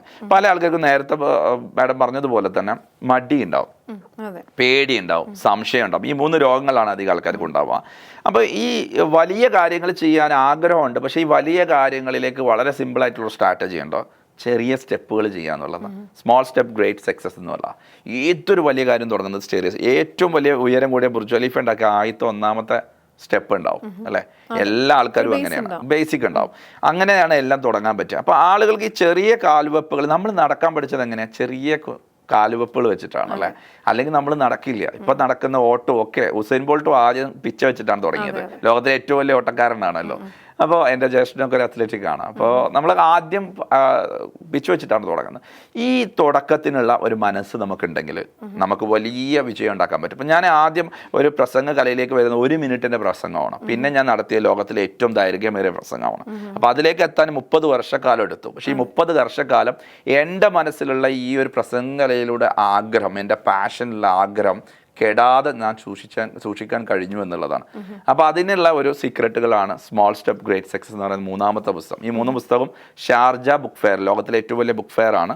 ഷാർജ 15 ലക്ഷം പുസ്തകങ്ങൾ പ്രകാശനം ചെയ്യുന്ന 2000 പബ്ലിക്കേഷൻസ് ഒക്കെ വരുന്ന വലിയൊരു ബുക്ക് ഫെയർ ആണ്. അത് അതിൽ വെച്ചിട്ടാണ് 3 പുസ്തകങ്ങളും റിലീസ് ചെയ്തത്. ഇതിലെല്ലാം കൂടുതലും സാറിന്റെ അനുഭവങ്ങൾ തന്നെയായിരിക്കും. അതായത് എൻ്റെ ആദ്യത്തെ പുസ്തകത്തിൽ എൻ്റെ ബിസിനസിൻ്റെ ജേണിയാണ്. 2ാമത്തെ പുസ്തകത്തിൽ ഗിന്നസിലേക്ക് എത്തിയ ഒരു വലിയ എക്സ്ട്രാ ഓർഡിനറി കാര്യം എങ്ങനെ നമുക്ക് ചെയ്യാൻ പറ്റും, അതാണ് അതിൽ ഫോക്കസ് ചെയ്തിട്ടുണ്ടായിരുന്നത്. 3ാമത്തെ പുസ്തകം എന്ന് പറയുന്നത് ചെറിയ കാൽവെപ്പിലൊരു ബിസിനസ് വലിയ സംരംഭമാക്കി എങ്ങനെ മാറ്റാം. എല്ലാം നമ്മളെ അനുഭവങ്ങളും പിന്നെ ഒരുപാട് സംരംഭം 2 ലക്ഷം ആൾക്കാരെ ഞാൻ മീറ്റ് ചെയ്യാൻ പറ്റി ഈ ഒരു പ്രായത്തിൻ്റെ ഇടയിൽ. അത്ര ആൾക്കാർ സംവദിക്കാൻ പറ്റി. അപ്പോൾ അവരുടെയൊക്കെ ഒരുപാട് കാര്യങ്ങൾ, സ്റ്റോറീസ്, നമുക്ക് എക്സ്പീരിയൻസുകളൊക്കെ ഇതിലേക്ക് പകർത്താൻ പറ്റിയിട്ടുണ്ട്. അതുകൊണ്ട് ആ 3 പുസ്തകങ്ങൾ വളരെ ഉപയോഗപ്രദമാണ് ബിസിനസ് ഓണേഴ്സിനൊക്കെ. ആമസോണിൽ അവൈലബിൾ ആണ് 3. അപ്പോൾ നമ്മൾ ട്രാവൽസിൽ നിന്നും ദ സൊല്യൂഷൻ മാസ്റ്ററിലെത്തി നിൽക്കുകയാണ്. അതിൻ്റെ ഇടയിൽ ഒരുപാട് കമ്പനികൾ, ഒരുപാട് ഞാൻ നേരത്തെ പറഞ്ഞ പരാജയങ്ങൾ, ഒരുപാട് രാജ്യങ്ങൾ, ഗിന്നസ് റെക്കോർഡുകൾ, പുസ്തകങ്ങൾ, ഇതെല്ലാം എത്തി നിൽക്കുമ്പോൾ ഇത് ടോപ്പാണ്. ആക്ച്വലി ദ സൊല്യൂഷൻ മാസ്റ്റർ ടോപ്പിലാണ്. എങ്കിലും ഞാൻ ചോദിക്കുകയാണ്, വാട്ട് നെക്സ്റ്റ്? അതായത് ദ സൊല്യൂഷൻ മാസ്റ്ററിന് എന്തെങ്കിലും എക്സ്പാൻഷൻ ഉദ്ദേശിക്കുന്നുണ്ടോ? എന്താണ് എക്സ്പാൻഷൻ? എൻ്റെ ലൈഫിലെ ഏറ്റവും വലിയൊരു സ്വപ്നം, അല്ലെങ്കിൽ എൻ്റെ ലൈഫ് ഞാൻ മാറ്റിവെക്കാൻ തീരുമാനിച്ചത് 2015 എൻ്റെ ഒരു മിഷൻ സെറ്റ് ചെയ്യുമ്പോഴാണ്. കാരണം നമ്മുടെ ലൈഫിൽ പല നീഡുകളുണ്ടാവും, ഒരുപാട് നീഡുകളുണ്ടാവും. അതൊക്കെ നമുക്കൊരു സമയത്ത് ഫുൾഫിൽ ചെയ്യും. അല്ലെങ്കിൽ എന്തെങ്കിലുമൊക്കെ വികാരങ്ങളുണ്ടാവും, ദേഷ്യം, ഒരാൾ ദേഷ്യം തീർക്കുക, അല്ലെങ്കിൽ എന്തെങ്കിലും നേടാനുള്ള വാശി, ഇതൊക്കെ ഉണ്ടാവും. എന്നെ സംബന്ധിച്ചിടത്തോളം നല്ല പ്രായത്തിൽ തന്നെ ഏറ്റവും നല്ല രീതിയിൽ അതൊക്കെ ചെയ്തെടുക്കാൻ സാധിച്ചിട്ടുണ്ട്. ഇപ്പോൾ ഞാനൊരു മിഷൻ ബേസ്ഡ് ആയിട്ടാണ് എൻ്റെ ലൈഫിനെ കൺവേർട്ട് ചെയ്യുന്നത്. അതായത് മലയാളി കമ്മ്യൂണിറ്റി നേരിടുന്ന ഏറ്റവും വലിയ ക്രൈസിസ് എന്ന് പറയുന്നത്, ബിസിനസ് കമ്മ്യൂണിറ്റി നേരിടുന്ന പ്രശ്നം എന്ന് പറയുന്നത്, അവർക്ക് പ്രൊഫഷണലായിട്ട് വളരാനുള്ള ഒരു സാഹചര്യമുണ്ട്, പക്ഷേ അതിനുള്ള ലേണിംഗിൽ മിസ്സിംഗ് ഓഫ് ബിസിനസ് എഡ്യൂക്കേഷൻ ആണ്. ഇത് റിയലൈസ് ചെയ്ത് 2015 ഫോം ചെയ്ത മാർഗ് കമ്മ്യൂണിറ്റി ഇതൊരു മാർഗ്ഗ കമ്മ്യൂണിറ്റി എന്ന് പറയുന്ന ഒരു കമ്മ്യൂണിറ്റി, ആ കമ്മ്യൂണിറ്റി ഡെവലപ്പ് ചെയ്യാൻ വേണ്ടിയിട്ട് തീരുമാനിക്കുകയും 2015 മലപ്പുറത്ത് വെച്ച് 22 ആൾക്കാരെ വിളിച്ചുകൂട്ടിയ ആദ്യത്തെ ട്രെയിനിങ് സംരംഭത്തിൽ ഞാൻ പ്രഖ്യാപിച്ചൊരു കാര്യം ഉണ്ടായിരുന്നു. 1 lakh പീപ്പിൾ ട്രാൻസ്ഫോർമേഷൻ. 1,00,000 ആൾക്കാരെ ഞാൻ ട്രാൻസ്ഫോർമേഷൻ ചെയ്യാൻ വേണ്ടി ട്രെയിനിങ് കൊടുക്കുമെന്ന് പറഞ്ഞിട്ടുണ്ട്. പക്ഷേ എനിക്കത് കുറഞ്ഞ കാലം കൊണ്ട് തന്നെ 2 ലക്ഷം ആൾക്കാരിലേക്ക് 30 രാജ്യങ്ങളിൽ പോയിട്ട് ട്രെയിനിങ് കൊടുക്കാൻ സാധിച്ചു. അപ്പോൾ എൻ്റെ സ്വപ്നങ്ങളൊക്കെ ഞാൻ എന്താണോ സ്വപ്നം കണ്ടത് ഇതിലേറെ മുകളിലാണ് എനിക്ക് അച്ചീവ് ചെയ്യാൻ സാധിച്ചിട്ടുണ്ട്. ഇപ്പോൾ ഗിന്നസ് വേൾഡ് റെക്കോർഡ് ഞാൻ 73 മണിക്കൂറാണ് എഴുതി വെച്ചിട്ടുണ്ടായത്. പക്ഷേ 73:15 ചെയ്യാൻ പറ്റി. ഒരു റെക്കോർഡിന് പകരം പല റെക്കോർഡ്സുകളും, ഒരു പുസ്തകം എഴുതാൻ വിചാരിച്ച് 3 പുസ്തകങ്ങൾ എഴുതാൻ പറ്റി. അപ്പോൾ എല്ലാം ആക്ഷൻസും കൂടുതൽ ചെയ്യാൻ പറ്റിയിട്ടുണ്ട്. അപ്പോൾ എൻ്റെ ഇപ്പോഴത്തും എൻ്റെ മിഷനെ ഏറ്റവും പെർഫെക്റ്റ് ആയിട്ട് ചെയ്യുക എന്നുള്ളതാണ്. അപ്പോൾ അതിൻ്റെ ഭാഗമായിട്ട് പുതിയ മിഷൻസ് നമ്മൾ പ്രഖ്യാപിച്ചിട്ടുണ്ട്. 1 മില്യൺ പീപ്പിൾ എന്ന് പറയുന്നത്, അതായത് 1 മില്യൺ ആൾക്കാർ മലയാളികളായിട്ടുള്ള 1 മില്യൺ, അത് വിദേശത്തും നാട്ടിലുമായിട്ടുള്ള പ്രവാസികളുമായിട്ടുള്ള എല്ലാ ടോട്ടലി ഉള്ള 1 മില്യൺ ആൾക്കാരെ അവരുടെ പേഴ്സണൽ ലൈഫും പ്രൊഫഷണൽ ലൈഫും സക്സസ്ഫുൾ ആക്കാൻ വേണ്ടി, ട്രാൻസ്ഫോർമേഷൻ ചെയ്യാൻ വേണ്ടിയിട്ട് അവരെ സഹായിക്കുക. അതായത് നമുക്ക് 2 തരം ലൈഫുണ്ട്. ഒന്ന് ഓർഡിനറി ലൈഫുണ്ട്. ഓർഡിനറി ലൈഫിൽ നമുക്ക് എഡ്യൂക്കേഷൻ കഴിഞ്ഞ് ഒരു ജോലി കിട്ടി സ്ട്രഗിൾ ചെയ്ത് നമ്മളൊരു വീട് വെച്ച് ഒരു വാഹനമൊക്കെ മേടിച്ച് കല്യാണം കഴിച്ച് മക്കളൊക്കെ ആയിട്ട് കഴിയുന്ന ഒരു ഓർഡിനറി ലൈഫാണ്. നമുക്ക് നമ്മുടെ ഫാമിലിക്കും മാത്രമേ കാര്യമായിട്ട് ഉപകാരം ഉണ്ടായിരുന്നു. രണ്ടാമത്തെ ലൈഫ് എന്ന് പറയുന്നത് എക്സ്ട്രാ ഓർഡിനറി ലൈഫാണ്. നമുക്കൊരു പാസീവ് ഇൻകം ഉണ്ടാകുന്നു, നമ്മുടെ ലൈഫ് സ്റ്റൈൽ മാറുന്നു, അതോടൊപ്പം തന്നെ നമ്മൾ ഒരുപാട് ആൾക്കാരുടെ ലീഡറായിട്ട് മാറുന്നു, ഒരുപാട് നേരത്തെ പറഞ്ഞ പോലെ നന്മമരമായി മാറുന്നു. അതിൻ്റെ അപ്പുറത്തേക്ക് നമ്മൾ മരിച്ചു പോയാലും ഇവിടെ അടയാളപ്പെടുത്തുന്ന ഒരു സിഗ്നേച്ചർ ഇടുന്ന ഒരു ലൈഫാണ്. ഇതിൽ 2 ലൈഫാണ്. അപ്പോൾ ഈ ഓർഡിനറി ലൈഫ് അനുഭവിക്കുന്ന ആൾക്കാരാണ് മലയാളി കമ്മ്യൂണിറ്റിയിലെ കൂടുതൽ ആൾക്കാർ. അതുകൊണ്ട് തന്നെ നമ്മുടെ നാട്ടിൽ നല്ലൊരു ബ്രാൻഡ് ഇല്ല വേൾഡിൽ. ഇപ്പോൾ പിന്നെ നമ്മൾ ചൈനയിൽ പോയി കഴിഞ്ഞാൽ ലോകത്തിലെ 68% പ്രൊഡക്റ്റും കൊടുക്കുന്ന ചൈനക്കാരാണ്. ലോകത്തിൽ ഒരുപാട് കണ്ടെത്തലുകൾ പല രാജ്യങ്ങളും കൊടുക്കുമ്പോൾ നമ്മളവിടുന്ന് എന്ത് കണ്ടെത്തലാണ് നമുക്ക് കൊടുക്കാൻ പറ്റുന്നത്? ബിക്കോസ് നമ്മൾ ഓർഡിനറി ആൾക്കാരായിട്ട് മാറുകയാണ്. അപ്പോൾ നമുക്കും എക്സ്ട്രാ ഓർഡിനറി ആവാൻ പറ്റും. ആ എക്സ്ട്രാ ഓർഡിനറി ആകുന്ന ആൾക്കാരെ ക്രിയേറ്റ് ചെയ്യുക എന്നുള്ളതാണ്. അത് എൻ്റെ ഒരു സ്വപ്നം എന്ന് പറയുന്നത് 1 മില്യൺ ആൾക്കാരെ, ഇതാണ് പുതിയ മിഷൻ നമ്മൾ റീസെറ്റ് ചെയ്തിട്ടുള്ളത്. കാരണം 1 മില്യൺ ആൾക്കാരെ ട്രാൻസ്ഫോർമേഷൻ ചെയ്യാൻ വേണ്ടിയിട്ട് ഒരുപാട് മില്യൺ ആൾക്കാരെ ഞാൻ മീറ്റ് ചെയ്യേണ്ടതുണ്ട്. അപ്പോൾ അതിൻ്റെ ഭാഗമായിട്ട് margcommunity.com എന്ന് പറയുന്ന വെബ്സൈറ്റ് ത്രൂ ആളുകൾ രജിസ്റ്റർ ചെയ്ത് കഴിഞ്ഞാൽ എല്ലാ ബുധനാഴ്ചയും ഡിജിറ്റലി ലോകത്തിൻ്റെ എവിടെയുള്ള ആളുകൾക്കും പങ്കെടുക്കാൻ പറ്റുന്ന ഡിജിറ്റൽ ക്ലാസ് ഉണ്ട്. 6 o'clock ഷാർപ്പായിട്ട് സ്റ്റാർട്ട് ചെയ്യും. എല്ലാ ആഴ്ചയും ആ ക്ലാസ് 6 to 8 o'clock മോർണിംഗിലാണ് ക്ലാസ് വരുന്നത്. അതിൽ ചെയ്യേണ്ട ഇത്രയേ ഉള്ളൂ, ഫ്രീ ആയിട്ട് ആ ഒരു കമ്മ്യൂണിറ്റിയിൽ ജോയിൻ ചെയ്ത് കഴിഞ്ഞാൽ അവർക്ക് ബിസിനസ് ട്രെയിനിങ് കാര്യങ്ങൾ കിട്ടും. പിന്നെ അഡീഷണൽ ആയിട്ട് എന്തെങ്കിലും സപ്പോർട്ടോ കോച്ചിങ്ങോ ആവശ്യമുണ്ട് അവർക്ക്, അതും ലഭിക്കാനുള്ള സംവിധാനമുണ്ട്. അപ്പോൾ margcommunity.com രജിസ്റ്റർ ചെയ്താൽ മാത്രം മതി. അപ്പോൾ ഇതിലൂടെ ഞാൻ ഉദ്ദേശിക്കുന്ന ഒരു കാര്യം എന്ന് പറയുന്നത് നമ്മുടെ നാട്ടിലുള്ള ഓരോ ആളുകൾക്കും നല്ല കപ്പാസിറ്റി ഉണ്ട്, നല്ല രീതിയിലുള്ള ക്യാഷ് ഫ്ലോ ഉള്ള നാടാണ് കേരളം അടക്കമുള്ള നമ്മുടെ നാട്. കാരണം ഇന്ത്യ എന്ന് പറയുന്നത് ലോകത്തിലെ ഏറ്റവും കൂടുതൽ ജനസംഖ്യയുള്ള രാജ്യങ്ങളിൽ ബെസ്റ്റാണ്. ആ ഒരു ജനസംഖ്യ തന്നെയാണ് ചൈനക്കൊക്കെ ഉള്ളത്. റിസോഴ്സുകൾ നമുക്കുണ്ട്. അതുപോലെ തന്നെ നമ്മളെ ആളുകൾക്ക് നല്ല റിസ്ക് എടുക്കാനുള്ള മൈൻഡ് സെറ്റും ഉണ്ട്. പക്ഷെ ഡയറക്ഷൻ, അതായത് കൃത്യമായിട്ടുള്ള ഒരു ഡയറക്ഷൻ കിട്ടാത്തതിന്റെ പേരിൽ മാത്രമാണ് ബാക്കിലേക്ക് പോകുന്നത്. അപ്പോൾ ആളുകൾക്ക് ആ കൃത്യമായ ഡയറക്ഷൻ കൊടുത്ത് 1 മില്യൺ ആൾക്കാരെ മാറ്റുമ്പോഴേക്ക് രാജ്യത്തിൻ്റെയും അതുപോലെ തന്നെ നമ്മുടെ നാടിൻ്റെയൊക്കെ പിക്ചർ മാറും എന്നുള്ളതാണ്. അപ്പോൾ എൻ്റെ ഒരു സ്വപ്നം എന്ന് പറയുന്നത് അതിലൂടെ വലിയൊരു സിഗ്നേച്ചർ ഇടുക. കാരണം ഞാൻ മരണപ്പെട്ട് കഴിഞ്ഞാലും who cry when you dye എന്ന് നമ്മൾ ചോദിക്കാറുണ്ട്. നിങ്ങൾ മരിക്കും എത്ര പേര് കരയും എന്നുള്ളത്. എൻ്റെ ഒരു ടാർഗറ്റ് എന്ന് പറയുന്നത്, എൻ്റെ ഒരു ഡ്രീം, നേരത്തെ ചോദിച്ച പോലെ മിഷനിലേക്ക് കണക്ട് ചെയ്ത് പറയുകയാണെങ്കിൽ who cry when you dye എന്ന് ചോദിച്ചു കഴിഞ്ഞാൽ 1 മില്യൺ ആൾക്കാരെ കരയിപ്പിക്കുമെന്നുള്ളതാണ്. കാരണം നമ്മൾ അത്രയും ആൾക്കാരുടെ ലൈഫിൽ ട്രാൻസ്ഫോർമേഷൻ ചെയ്യുവാനുള്ള വലിയ മിഷനുമായിട്ട് end of my day the last breathing അതിന് വേണ്ടിയിട്ട് ഞാൻ വർക്ക് ചെയ്യുമെന്നുള്ളതാണ് എൻ്റെ ഫൈനൽ മിഷൻ എന്ന് പറയുന്നത്. സോ അതിൽ ഞാൻ വളരെ പാഷനേറ്റഡ് ആണ്, എക്സൈറ്റഡ് ആണ്, അതോടൊപ്പം തന്നെ കമ്മിറ്റഡ് ആണ്. പിന്നെ ഇതിൽ നമുക്ക് ചോദിക്കാനുള്ളത്, ഇപ്പോൾ ഇത്രയും കാര്യങ്ങൾ പറഞ്ഞു, അപ്പം തീർച്ചയായിട്ടും ആളുകൾക്ക് സാറിൻ്റെ അടുത്തേക്ക് എത്താൻ ചിലപ്പോൾ എന്തെങ്കിലും ബുദ്ധിമുട്ടുണ്ടാവാം. അപ്പോൾ അങ്ങനെയുള്ള ആളുകൾക്ക് എന്തെങ്കിലും ഓൺലൈനായിട്ട് ചെയ്യാൻ പറ്റുന്ന ആപ്പ് അല്ലെങ്കിൽ വെബ്സൈറ്റ് അങ്ങനെ എന്തെങ്കിലും ഉണ്ടോ? വെബ്സൈറ്റിൽ നമുക്ക് രജിസ്റ്റർ ചെയ്യുവാണെങ്കിൽ, നേരിട്ട് രജിസ്റ്റർ ചെയ്യുകയാണെങ്കിൽ margcommunity.com, വളരെ simple, MARAG community.com, margcommunity.com register ചെയ്യാം. അതല്ലെങ്കിൽ ഒരു നമ്പർ ഞാൻ പറയാം, 9745333836 താഴെ കാണിക്കാം. ഈ ഒരു നമ്പറിൽ കോൺടാക്ട് ചെയ്ത് കഴിഞ്ഞിട്ടുണ്ടെങ്കിൽ നേരിട്ട് നമ്മൾ കൺസൾട്ടൻറ്റുമായിട്ട് സംസാരിക്കാം. അതിൻ്റെ കൂടെ തന്നെ സോഷ്യൽ മീഡിയയിൽ ഗിന്നസ് റഷി എന്നുള്ള ഇൻസ്റ്റാഗ്രാമിലും ഫേസ്ബുക്കിലും ഒക്കെ നമ്മൾ യൂട്യൂബിലൊക്കെ ഒരുപാട് വീഡിയോസുകൾ ചെയ്തിട്ടുണ്ട് വ്യത്യസ്തമായ സബ്ജക്റ്റുകളിൽ. അതിലൊക്കെ ആളുകൾക്ക് പലതിൽ വാച്ച് ചെയ്യാം. പിന്നെ ആമസോണിൽ 3 പുസ്തകങ്ങൾ അവൈലബിൾ ആണ്. പിന്നെ ബാക്കി എന്ത് സപ്പോർട്ടുകളാണോ ആളുകൾക്ക് വേണ്ടത്, ബിസിനസ് ഓണേഴ്സിന് ഡിഫറെൻറ്റ് സപ്പോർട്ടുകളായിരിക്കും വേണ്ടത്. അവർക്ക് വേണ്ട സപ്പോർട്ട് വേണ്ട മെന്റലി സപ്പോർട്ട് വേണ്ടവരുണ്ട്. ചിലപ്പം ഐഡിയ ഉണ്ടാവും, ഇൻവെസ്റ്റ്മെന്റ് ഉണ്ടാവും, മാർക്കറ്റ് അറിയാം, എല്ലാം ഉണ്ടായിട്ടും ചിലപ്പോൾ അതിലേക്ക് എത്താനായിട്ട് ചെയ്യാനായിട്ട് ഒരു മനസ്സ് പറ്റാത്ത ചില സാഹചര്യങ്ങളുണ്ട്. അവർക്ക് വേണ്ടിയിട്ടുള്ള നല്ല ബെസ്റ്റ് പ്രോഡക്ട്സ് ഉണ്ട്. അതായത് PC എന്ന് പറയും, പേഴ്സണൽ കോച്ചിങ്. അതായത് ഒരു വ്യക്തിക്ക് അയാൾക്ക് ഒരു സംരംഭമുണ്ട്, അയാൾക്ക് ഒരു പേഴ്സണൽ കോച്ചിങ്, അത് 1 months കോച്ചിങ് മുതൽ 1 year വരെ നമ്മൾ കോച്ചിങ് കൊടുക്കുന്നുണ്ട്. അപ്പോൾ പലപ്പോഴും നമുക്ക് ഒരു കോച്ച് ഉണ്ടെങ്കിൽ എല്ലാ കാര്യങ്ങളും കോച്ചുമായിട്ട് നമുക്ക് സംവദിക്കുവാനും അതോടൊപ്പം തന്നെ ഇപ്പോൾ ലോകത്ത് ഏറ്റവും നല്ല ടാലന്റഡ് ആയിട്ടുള്ള ഏറ്റവും സക്സസ്ഫുൾ ആയിട്ട് ആളുകൾക്കൊക്കെ കോച്ചസ് ഉണ്ട്. അപ്പോൾ ബിസിനസ്സുകാർക്ക് കോച്ച് എന്ന് പറയുന്ന ഒരു കോൺസെപ്റ്റ് വളരെ കുറവ്, മലയാളികളുടെ ഇടയിൽ വളരെ കുറവാണ്. അപ്പോൾ അതിനുള്ള സംവിധാനം നമ്മൾ ഒരുക്കിയിട്ട് അപ്പോൾ അവരുടെ ഒരു ബിസിനസ് കോച്ചായിട്ടും എനിക്ക് നിൽക്കാൻ സാധിക്കാറുണ്ട്. അങ്ങനെ ഒരുപാട് ആൾക്കാരുടെ കോച്ചിങ് കൊടുക്കുന്നതുകൊണ്ട് വലിയൊരു സക്സസ് ക്രിയേറ്റ് ചെയ്യും. ഇപ്പം ക്ലാസ്സിലൊക്കെ വരുന്നതിൻ്റെയൊക്കെ അപ്പുറത്തേക്ക് ഒരു പേഴ്സണലൈസ് ചെയ്ത് കൊടുക്കുമ്പോൾ വളരെ സക്സസ് റേഷ്യോ വളരെ ഹൈ ആണ്. അപ്പോൾ അതും ചെയ്തു കൊടുക്കാൻ സാധിക്കും. അല്ല, എനിക്കിപ്പോൾ ഇത്രയും കേട്ടിടത്തോളം എനിക്ക് തോന്നുന്ന ഒരു കാര്യം ഞാൻ പറയാം. ശരിക്കും പറഞ്ഞാൽ ഇതൊരു ബിസിനസ് സ്റ്റാർട്ട് ചെയ്യാൻ ഉദ്ദേശിക്കുന്നവർക്ക് അല്ലെങ്കിൽ അതൊരു സ്റ്റാർട്ട് ചെയ്ത ശേഷമുള്ള ആളുകൾക്ക് മാത്രമല്ല, ശരിക്കും കുട്ടികൾക്ക് ഇപ്പോൾ 16ാമത്തെ വയസ്സിൽ സാറ് സ്റ്റാർട്ട് ചെയ്യുമെന്ന് പറയുമ്പോൾ ശരിക്കും സ്കൂൾ വിദ്യാഭ്യാസ കാലഘട്ടത്തിൽ തന്നെ ഒരു ബിസിനസ് ക്ലാസ് കൊടുക്കാവുന്നതാണ് എല്ലാ സ്കൂളുകളിലും, അല്ലേ? അതൊരു കുട്ടികൾ എത്രയോ പേർക്ക് ചിലപ്പോൾ ഒരു ബിസിനസ് സ്റ്റാർട്ട് ചെയ്യണമെന്ന് ആഗ്രഹം ഉണ്ടാകും കുട്ടികൾക്ക്. അപ്പോൾ അത് അവർക്കൊരു എൻകറേജിങ്ങും അല്ലെങ്കിൽ ഭയങ്കരമായിട്ട് ഇൻഫോർമേറ്റീവ് ആയിട്ടുള്ള ഒരുപാട് കാര്യങ്ങൾ പറഞ്ഞു കൊടുക്കാനായിട്ട് ഇതുപോലുള്ള ക്ലാസ്സുകൾ നമ്മുടെ ദ സൊല്യൂഷൻ മാസ്റ്ററിൽ നിന്ന് ഉണ്ടാവട്ടെ എന്ന് ആശംസിക്കുന്നു. Thank you. അതോടൊപ്പം തന്നെ കൂട്ടിച്ചേർക്കണം, ഇപ്പോൾ അടുത്തായിട്ട് ലോഞ്ച് ചെയ്തൊരു കാര്യം കൂടി പറയുകയാണ്. കാരണം നമ്മൾ ഒരുപാട് ബിസിനസ് ഓണേഴ്സ് നമ്മളുമായിട്ട് റിലേഷൻഷിപ്പ് ഉണ്ട്, കോച്ചിങ് കൊടുക്കുന്നുണ്ട്. അവരൊക്കെ സക്സസ്ഫുൾ ആയിട്ട് മുന്നോട്ട് പോകുന്നു. അവരുടെ ഏറ്റവും വലിയ കൺസേൺ അവരുടെ മക്കളെ ഈ ബിസിനസ്സിലേക്ക് കൊണ്ടുവരുന്ന സമയത്ത് അവർക്ക് എക്സ്പീരിയൻസ് ഇല്ല, എന്നാൽ പൊസിഷൻസ് ആണെങ്കിലോ ഹൈ പൊസിഷൻസ് കൊടുത്തേ പറ്റുള്ളൂ. ഓണേഴ്സിൻ്റെ മക്കളാണ്. അപ്പോൾ അവർക്ക് ബിസിനസ് എക്സ്പീരിയൻസ് ഉണ്ടാക്കി കൊടുക്കാൻ അവർക്ക് സാധിക്കില്ല. കാരണം ഓരോ ബിസിനസ്സിനും സക്സസിൻ്റെ ഒരു റേഷ്യോ അത് പെട്ടെന്ന് മനസ്സിലാക്കിയെടുക്കാൻ കഴിയുന്ന ഒരു കാര്യമല്ല. അപ്പോൾ അവർക്ക് വേണ്ടിയിട്ട് ബിസിനസ് ഓണേഴ്സിൻ്റെ മക്കൾക്ക് വേണ്ടിയിട്ട് ജൂനിയർ ബിസിനസ് ട്രെയിനിങ് എന്ന് പറയുന്ന ഒരു കോൺസെപ്റ്റ് ഉണ്ട്, PC, personal coaching for juniors. അപ്പോൾ അവർ ആ ജൂനിയർ സൂപ്പർ ജൂനിയർ ആവാൻ വേണ്ടി ബിസിനസ് എക്സ്ട്രാ ഓർഡിനറി പേഴ്സണാലിറ്റി ആയി മാറാൻ വേണ്ടിയിട്ട് ചെറുപ്പത്തിൽ തന്നെ ട്രെയിനിങ് കൊടുക്കുകയാണ്. ഇപ്പോഴത്തെ എഡ്യൂക്കേഷൻ സിസ്റ്റം അറിയാലോ, അതിലൂടെ ഒരിക്കലും ഒരു ബിസിനസ് ഓണറെ ഉണ്ടാക്കിയെടുക്കാൻ കഴിയുന്നില്ല എന്നുള്ളതാണ്. ഉണ്ടെങ്കിൽ തന്നെ അതൊരു റിയൽ ലൈവ് എക്സ്പീരിയൻസും അല്ല ലേണിംഗ് സിസ്റ്റം.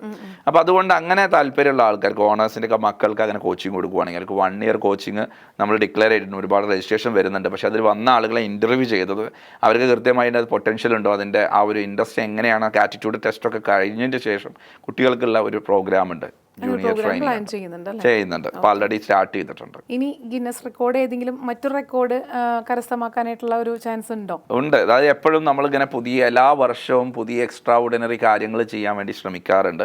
ഒരുപാട് കാര്യങ്ങൾ ലിസ്റ്റ് ചെയ്തിട്ടുണ്ട്. അപ്പോൾ ഓരോന്ന് ആ സമയങ്ങളിൽ ഡിക്ലെയർ ചെയ്യും. എന്തുകൊണ്ടാണെന്ന് വെച്ചിട്ടുണ്ടെങ്കിൽ നമ്മൾ ഇതൊക്കെ ചെയ്യുമ്പോൾ ഒരുപാട് സൊസൈറ്റിയിൽ ഒരുപാട് ഇൻസ്പയർ ചെയ്യും. ഞങ്ങളുടെ ഒരു ടാഗ് ലൈൻ തന്നെ ഇൻസ്പയർ ദ വേൾഡ് എന്നാണ്. നമ്മളെ മലയാളി കമ്മ്യൂണിറ്റീനെ നമ്മൾ അഡ്രസ്സ് ചെയ്യുന്ന സമയത്ത് അവരുടെ ഉള്ളിൽ ഒരു നെഗറ്റീവ് എൻവയൺമെൻറ്റ്, നമ്മളൊരു പാവപ്പെട്ട ഒരു സാധാരണക്കാരുടെ ഒരു എൻവയൺമെൻറ്റിൽ വളർന്ന ആൾക്കാരാണ്. നമ്മുടെ എൻവയൺമെൻറ്റ്, നമുക്ക് കിട്ടിയ എഡ്യൂക്കേഷൻ, നമുക്ക് കിട്ടിയ എക്സ്പീരിയൻസും ഒക്കെ കുറേ നെഗറ്റിവിറ്റി ഉണ്ട്. അപ്പോൾ എല്ലാവരിലും ഇൻബോൺ ആയിട്ട് അല്ലെങ്കിൽ ജനിച്ച സമയത്തും അതിൻ്റെ മുന്നേയൊക്കെ ആയിട്ട് നെഗറ്റീവ് എന്തായാലും ആൾറെഡി ഉണ്ട്. ഫുള്ളി പോസിറ്റീവ് അല്ല നമ്മൾ. അതുകൊണ്ട് ഏതൊരു വിഷയത്തിലേക്ക് ഇറങ്ങുമ്പോഴും ബാക്കിൽ നിന്നൊരു വലിയുണ്ട്. സിമ്പിളായിട്ട് പറയുവാണെങ്കിൽ നമ്മളൊരു കുട്ടി 15 വയസ്സാകുന്നതിൻ്റെ ഇടയിൽ 1,00,000 പ്രാവശ്യം നിന്നെ കൊണ്ട് കഴിയില്ല എന്നുള്ള വാക്ക് നമ്മൾ പറയുന്നുണ്ട്. അത് ഒരു വാക്ക് മേ ബി പലപ്പോൾ ഗിൽസിൽ പിടിച്ച് കയറുമ്പോൾ, ജനലിൽ പിടിച്ച് കയറുമ്പോഴായിരിക്കും പറയുന്നത്. ഇങ്ങനത്തെ ഒരു കുട്ടിയുടെ ഉള്ളിൽ ഫീഡ് ചെയ്ത് കിടക്കുന്ന 1,00,000 വേർഡ്സ് 1,00,000 പ്രാവശ്യമാണ് പറഞ്ഞിട്ടുണ്ട് 15 വയസ്സിൻ്റെ ഇടയിൽ എന്നാണ് സൈക്കോളജിക്കൽ റിപ്പോർട്ട്സ് പറയുന്നത്. ആ കുട്ടി എന്തൊരു കാര്യത്തിന് ഇറങ്ങുമ്പോഴും ഒരു ബാക്കിലേക്ക് ഒരു വലിവുണ്ടാവും. അപ്പോൾ ഈ നമ്മൾ ഫുള്ളി പോസിറ്റീവ് അല്ലാത്തത് കൊണ്ട് തന്നെ ചെറിയ നെഗറ്റീവ് സാഹചര്യങ്ങളിലൊന്നും വലിയ പോസിറ്റീവ് അല്ലേ നമുക്ക് മുന്നോട്ട് പോകാൻ കഴിയില്ല. അതുകൊണ്ട് ഗൾഫ് രാജ്യങ്ങളൊക്കെ വളരെ പോസിറ്റീവ് എൻവയൺമെന്റ് ആണ്. അതുകൊണ്ട് തന്നെ അവിടെയൊക്കെ പോകുമ്പോൾ ആൾക്കാർ വിജയിക്കുന്നുണ്ട്, നല്ല രീതിയിൽ വിജയിച്ചെടുക്കുന്നുണ്ട്. പക്ഷേ നാട്ടിലൊക്കെ ആകുമ്പോൾ പറ്റുന്നില്ല. അപ്പോൾ നമുക്കൊരു പോസിറ്റീവ് ആയിട്ടുള്ള ഒരു സപ്പോർട്ട്, ഒരു കമ്മ്യൂണിറ്റി സപ്പോർട്ട്, ഒരു മെന്റൽ സപ്പോർട്ട് ഉണ്ടെങ്കിൽ ഏതൊരു മലയാളിക്കും ഏതൊരു വ്യക്തിക്കും സക്സസ്ഫുൾ ആകാൻ സാധിക്കും എന്നുള്ള ഒരു കാര്യം റിയലൈസ് ചെയ്യുക. നമ്മുടെ എല്ലാവരുടെ ഉള്ളിലും നെഗറ്റീവ് പാർട്ട് കുറച്ചുണ്ട്. അതിനെ എന്നാണോ റെഡ്യൂസ് ചെയ്യുന്നത് അല്ലെങ്കിൽ അതിൻ്റെ മുകളിൽ എന്നാണോ നമുക്ക് പെർഫോം ചെയ്യാൻ പറ്റുന്നത് അന്നേ നമുക്ക് സക്സസ് റേഷ്യോ ക്രിയേറ്റ് ചെയ്യാൻ സാധിക്കും. അപ്പോൾ അതിന് നമുക്ക് ഈ കമ്മ്യൂണിറ്റി സഹായിക്കും എന്നുള്ളതാണ്. സാർ, ഇന്നത്തെ ഒരു കാലഘട്ടം എന്ന് പറഞ്ഞാൽ ആവശ്യങ്ങളും അത്യാവശ്യങ്ങളും അനാവശ്യങ്ങളും എല്ലാം കൂടി ചേർന്ന് ജീവിത ചെലവുകൾ കൂടിക്കൊണ്ടിരിക്കുന്ന ഒരു കാലമാണ്. അപ്പോൾ പാസീവ് ഇൻകത്തിൻ്റെ ആ ഒരു ഇമ്പോർട്ടൻസ് വളരെയധികം കൂടുതലാണ്. അങ്ങനെ ഒരു സന്ദർഭത്തിൽ അതിന് കിട്ടാൻ, പാസീവ് ഇൻകത്തിലേക്ക് എത്താനായിട്ട് ഒരാൾക്ക് എന്താണ് ചെയ്യാൻ സാധിക്കുക? എക്സ്പെൻസ് എന്ന് പറയുന്നത് എല്ലാ ദിവസവും കൂടിക്കൊണ്ടിരിക്കുകയാണ്, എല്ലാ മാസവും എല്ലാ വർഷവും നമുക്ക് കൂടിക്കൊണ്ടിരിക്കുകയാണ്. അപ്പോൾ എക്സ്പെൻസ് ഒരിക്കലും നമുക്ക് റെഡ്യൂസ് ചെയ്യാൻ പറ്റും. ആവശ്യത്തിനാവാം, അനാവശ്യത്തിനാവാം, അത്യാവശ്യത്തിനാവാം. എന്തായാലും നമ്മുടെ ചുറ്റുപാടൊക്കെ എക്സ്പെൻസ് കൂട്ടുന്ന സംവിധാനങ്ങളാണ് വന്നുകൊണ്ടിരിക്കുന്നത്. അപ്പോൾ എക്സ്പെൻസിനെ കുറക്കുന്നതല്ല, ഇനി ഇൻകം കൂട്ടുന്നതിനെ കുറിച്ച് നമ്മൾ ചിന്തിക്കുന്നത്. അപ്പോൾ പലപ്പോഴും നമുക്ക് ഒരു തെറ്റിദ്ധാരണ വരുന്നത് നമുക്കൊരു ഇൻകം സോഴ്സ് ഉണ്ടല്ലോ, അല്ല, മൾട്ടിപ്പിൾ ഇൻകം സോഴ്സുകൾ നമുക്ക് ആവശ്യമാണ്. ഡിഫറെൻ്റ് ആയിട്ടുള്ള ഇൻകം സോഴ്സുകൾ നമുക്ക് ഉണ്ടാവണം. അപ്പോൾ ആ ഇൻകം സോഴ്സ് ഉണ്ടാക്കണം എന്നുണ്ടെങ്കിൽ ഇപ്പോഴത്തെ കാലത്ത് ഒരുപാട് വഴികളുണ്ട്. നമുക്ക് ഇൻകം വരുന്നത് ഒന്ന് നമ്മുടെ ടൈം കൊടുത്തിട്ടാണ്, രണ്ട് നമ്മുടെ സ്കില്ല് കൊടുത്തിട്ടാണ്. അതുപോലെ തന്നെ ഡിഫറെൻ്റ് ആയിട്ടുള്ള ഒരു ആസ്പെക്ട്. ഇത് രണ്ടും ആക്റ്റീവ് ഇൻകം ആണ്. ആക്റ്റീവ് ഒരു ഉദാഹരണം പറയുകയാണെങ്കിൽ ഒരാളൊരു എംപ്ലോയി ആയിട്ട് നിൽക്കാം, അവിടെ ഒരു ആക്റ്റീവ് ഇൻകം ആണ്. രണ്ടാമത് സെൽഫ് എംപ്ലോയി. ഇപ്പം ഞാൻ എൻ്റെ കാര്യം പറയുകയാണെങ്കിൽ ഞാനൊരു എംപ്ലോയി എന്നുള്ള നിലക്ക് അലൂബ് യൂണിറ്റ് ട്രേഡിംഗ് കമ്പനി റിയാദിലുള്ള വലിയൊരു കമ്പനിയാണ്. ആ കമ്പനിയുടെ CEO ആണ്. പക്ഷേ ഞാൻ എപ്പോഴും അവിടെ ഉണ്ടാവാറില്ല. പക്ഷേ ഡിജിറ്റലി ആണ് നമ്മൾ കാര്യങ്ങളൊക്കെ ചെയ്ത് ലീഡ് ചെയ്യുന്നത്, CEO ആയിട്ട്. അപ്പോൾ ഞാനൊരു എംപ്ലോയി എന്നുള്ള എനിക്കൊരു ഇൻകം ഉണ്ട്, ആ ഒരു നിലക്കൊരു ഇൻകം വരുന്നുണ്ട്.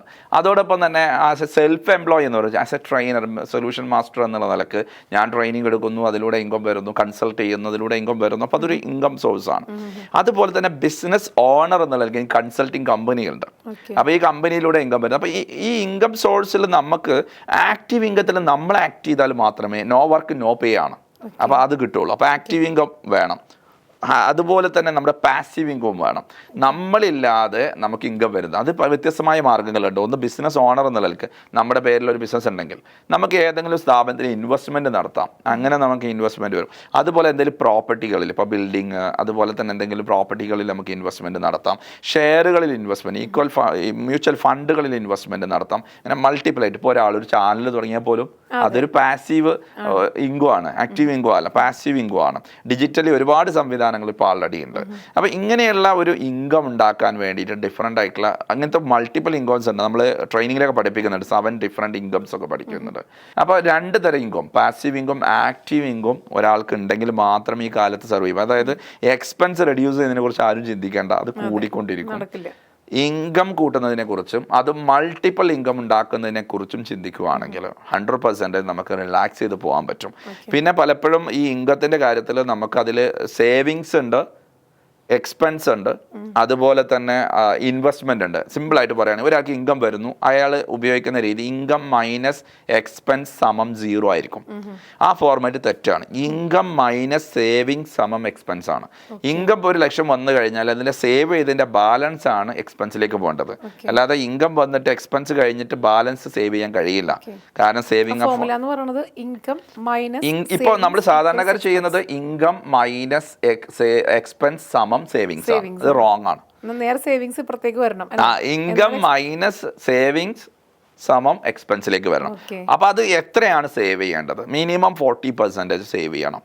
40% സേവ്. ഇതിന്റെ കറക്റ്റ് റേഷ്യോ പറയുവാണെങ്കിൽ ഇതിന്റെ വേറൊരു ഫോർമാറ്റ് കൂടി പറയണം. അതായത് E=MC² എന്ന് പറയുന്നത് പോലെ ദ സൊല്യൂഷൻ മാസ്റ്റർ ഒരു ഇക്വേഷൻ ആണ് income minus savings equals expense എന്ന് പറയുന്നത്. അതെ.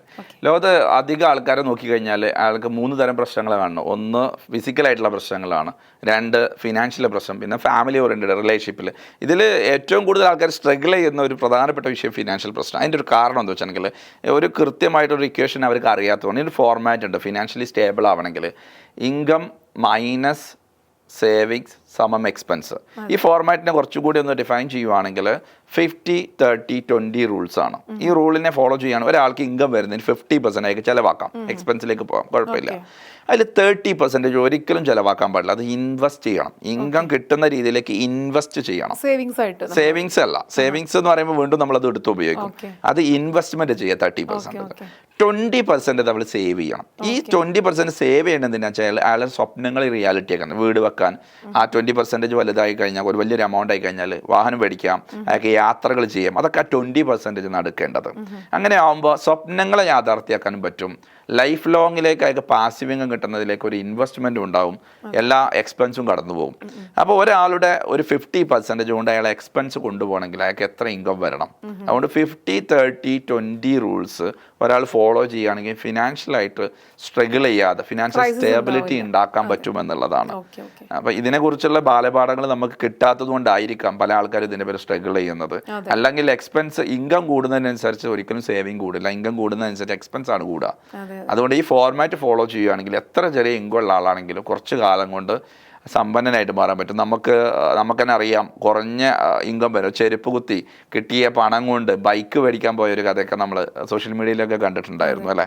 അപ്പോൾ അതേപോലെ തന്നെ ബാർബറായിട്ടുള്ള ആൾ ബെൻസ് വാങ്ങുന്നത് കേൾക്കുന്നുണ്ട്. ഇതൊക്കെ കേൾക്കുമ്പോൾ നമ്മൾ മനസ്സിലാക്കണം അവർക്കൊരു ഫിനാൻഷ്യൽ ഫോർമാറ്റ് ഉണ്ട് എന്നുള്ളതാണ്. അപ്പോൾ കുറേ ഇൻകം വന്നതുകൊണ്ടല്ല അവരൊക്കെ സമ്പന്നരായതും അല്ലെങ്കിൽ അവരുടെ സ്വപ്നങ്ങൾ യാഥാർത്ഥ്യമാക്കിയും. ഉള്ള ഇൻകത്തെ മാനേജ് ചെയ്യുന്നിടത്താണ് അതിൻ്റെ ആർട്ട് എന്ന് പറയുന്നത്. അപ്പോൾ ഈ ഫോർമാറ്റ് ഫോളോ ചെയ്താൽ ഏതൊരു സാധാരണക്കാരനും അയാൾക്ക് ഫിനാൻഷ്യൽ സ്റ്റേബിലിറ്റി നേടാമെന്നുള്ളതാണ് സൊല്യൂഷൻ മാസ്റ്ററുടെ ഒരു കോൺസെപ്റ്റ്. ശരിക്കും പറഞ്ഞാൽ ഒരു ബിസിനസ് തുടങ്ങാനും അല്ലെങ്കിൽ അത് മുന്നോട്ട് കൊണ്ടുപോകാനൊക്കെ ചിലപ്പോൾ ബുദ്ധിമുട്ടുണ്ടാവില്ല. പക്ഷേ ഈ പറഞ്ഞൊരു equation like income minus savings equals expense എന്ന് പറയുന്ന ഒരു ഇൻകം അല്ലെങ്കിൽ 50-30-20 ആ ഒരു റേഷ്യോ ഒക്കെ നമുക്കത് കൺട്രോൾ ചെയ്ത് പോകണമെന്നുണ്ടെങ്കിൽ തീർച്ചയായിട്ടും ദ സൊല്യൂഷൻ മാസ്റ്ററിൽ നമുക്ക് ആ ഒരു ഗൈഡൻസ് നമുക്ക് എടുത്തേ പറ്റും അല്ലേ. എന്നാൽ മാത്രമേ ആ ഒരു സർവൈവൽ നമുക്ക് കിട്ടുള്ളൂ. അല്ലെങ്കിൽ ചിലപ്പോൾ സ്ട്രഗിൾ ചെയ്തായിരിക്കുള്ളൂ ചിലപ്പോൾ മുന്നോട്ട് പോകുന്നത്. സർവൈവൽ സ്റ്റേജിലേക്ക് എത്തണമെന്നുണ്ടെങ്കിലും സൊല്യൂഷൻസ് കിട്ടണമെങ്കിലും തീർച്ചയായിട്ടും ദ സൊല്യൂഷൻ മാസ്റ്ററിനെ അപ്രോച്ച് ചെയ്യണം. അപ്പോൾ ഇത്രയും നേരം നമ്മൾ കേട്ടത് ദ സൊല്യൂഷൻ മാസ്റ്ററിൻ്റെ ഡയറക്ടറായിട്ടുള്ള ഗിന്നസ് റഷീദിൻ്റെ വിശേഷങ്ങളാണ്. ഒരു കാലത്ത് ഒരു മിനിറ്റ് പോലും സ്റ്റേജിൽ നിന്ന് സംസാരിക്കാനായിട്ട് ഭയപ്പെട്ട് പോയിട്ടുള്ള ആ ഒരു കുട്ടി 73 മണിക്കൂർ 15 മിനിറ്റോളം ഊണും ഉറക്കവുമില്ലാതെ ബിസിനസ് ക്ലാസ് എടുത്ത് ഗിന്നസ് റെക്കോർഡുകൾ നേടി. അതുകൂടാതെ 30ഓളം രാജ്യങ്ങളിൽ നിന്നും ഒരുപാട് സംരംഭകരെ ഈ ഒരു വിജയപാതയിലേക്ക് എത്തിക്കാനായിട്ട് സഹായിച്ചു. അത് മാർക്ക് കമ്മ്യൂണിറ്റിയുടെ ദ സൊല്യൂഷൻ മാസ്റ്ററാണ് അതിനും സഹായിച്ചത്. ഇപ്പോൾ അവരുടെ ഉദ്ദേശം അല്ലെങ്കിൽ അവരുടെ ലക്ഷ്യം എന്ന് പറഞ്ഞാൽ 1 മില്യൺ ബിസിനസ് സംരംഭകരെ മുന്നിലേക്ക് കൊണ്ടുവരിക എന്നുള്ളതാണ്. അപ്പോൾ അതിലേക്ക് എത്താനായിട്ട് തീർച്ചയായിട്ടും മാർക്ക് കമ്മ്യൂണിറ്റി സഹായിക്കും. അതിനായിട്ടുള്ള ആപ്പ് ഉണ്ട്, വെബ്സൈറ്റ് ഉണ്ട്. അപ്പോൾ നിങ്ങൾ എവരും അതിലേക്കൊന്ന് സന്ദർശിക്കുക. തീർച്ചയായിട്ടും ഇനിയും ഒരുപാട് ഇൻസ്പയറിംഗ് സ്റ്റോറീസ് ഇൻസ്പയറിലൂടെ കാണുന്നവരെ it's me Sajna Sara signing of.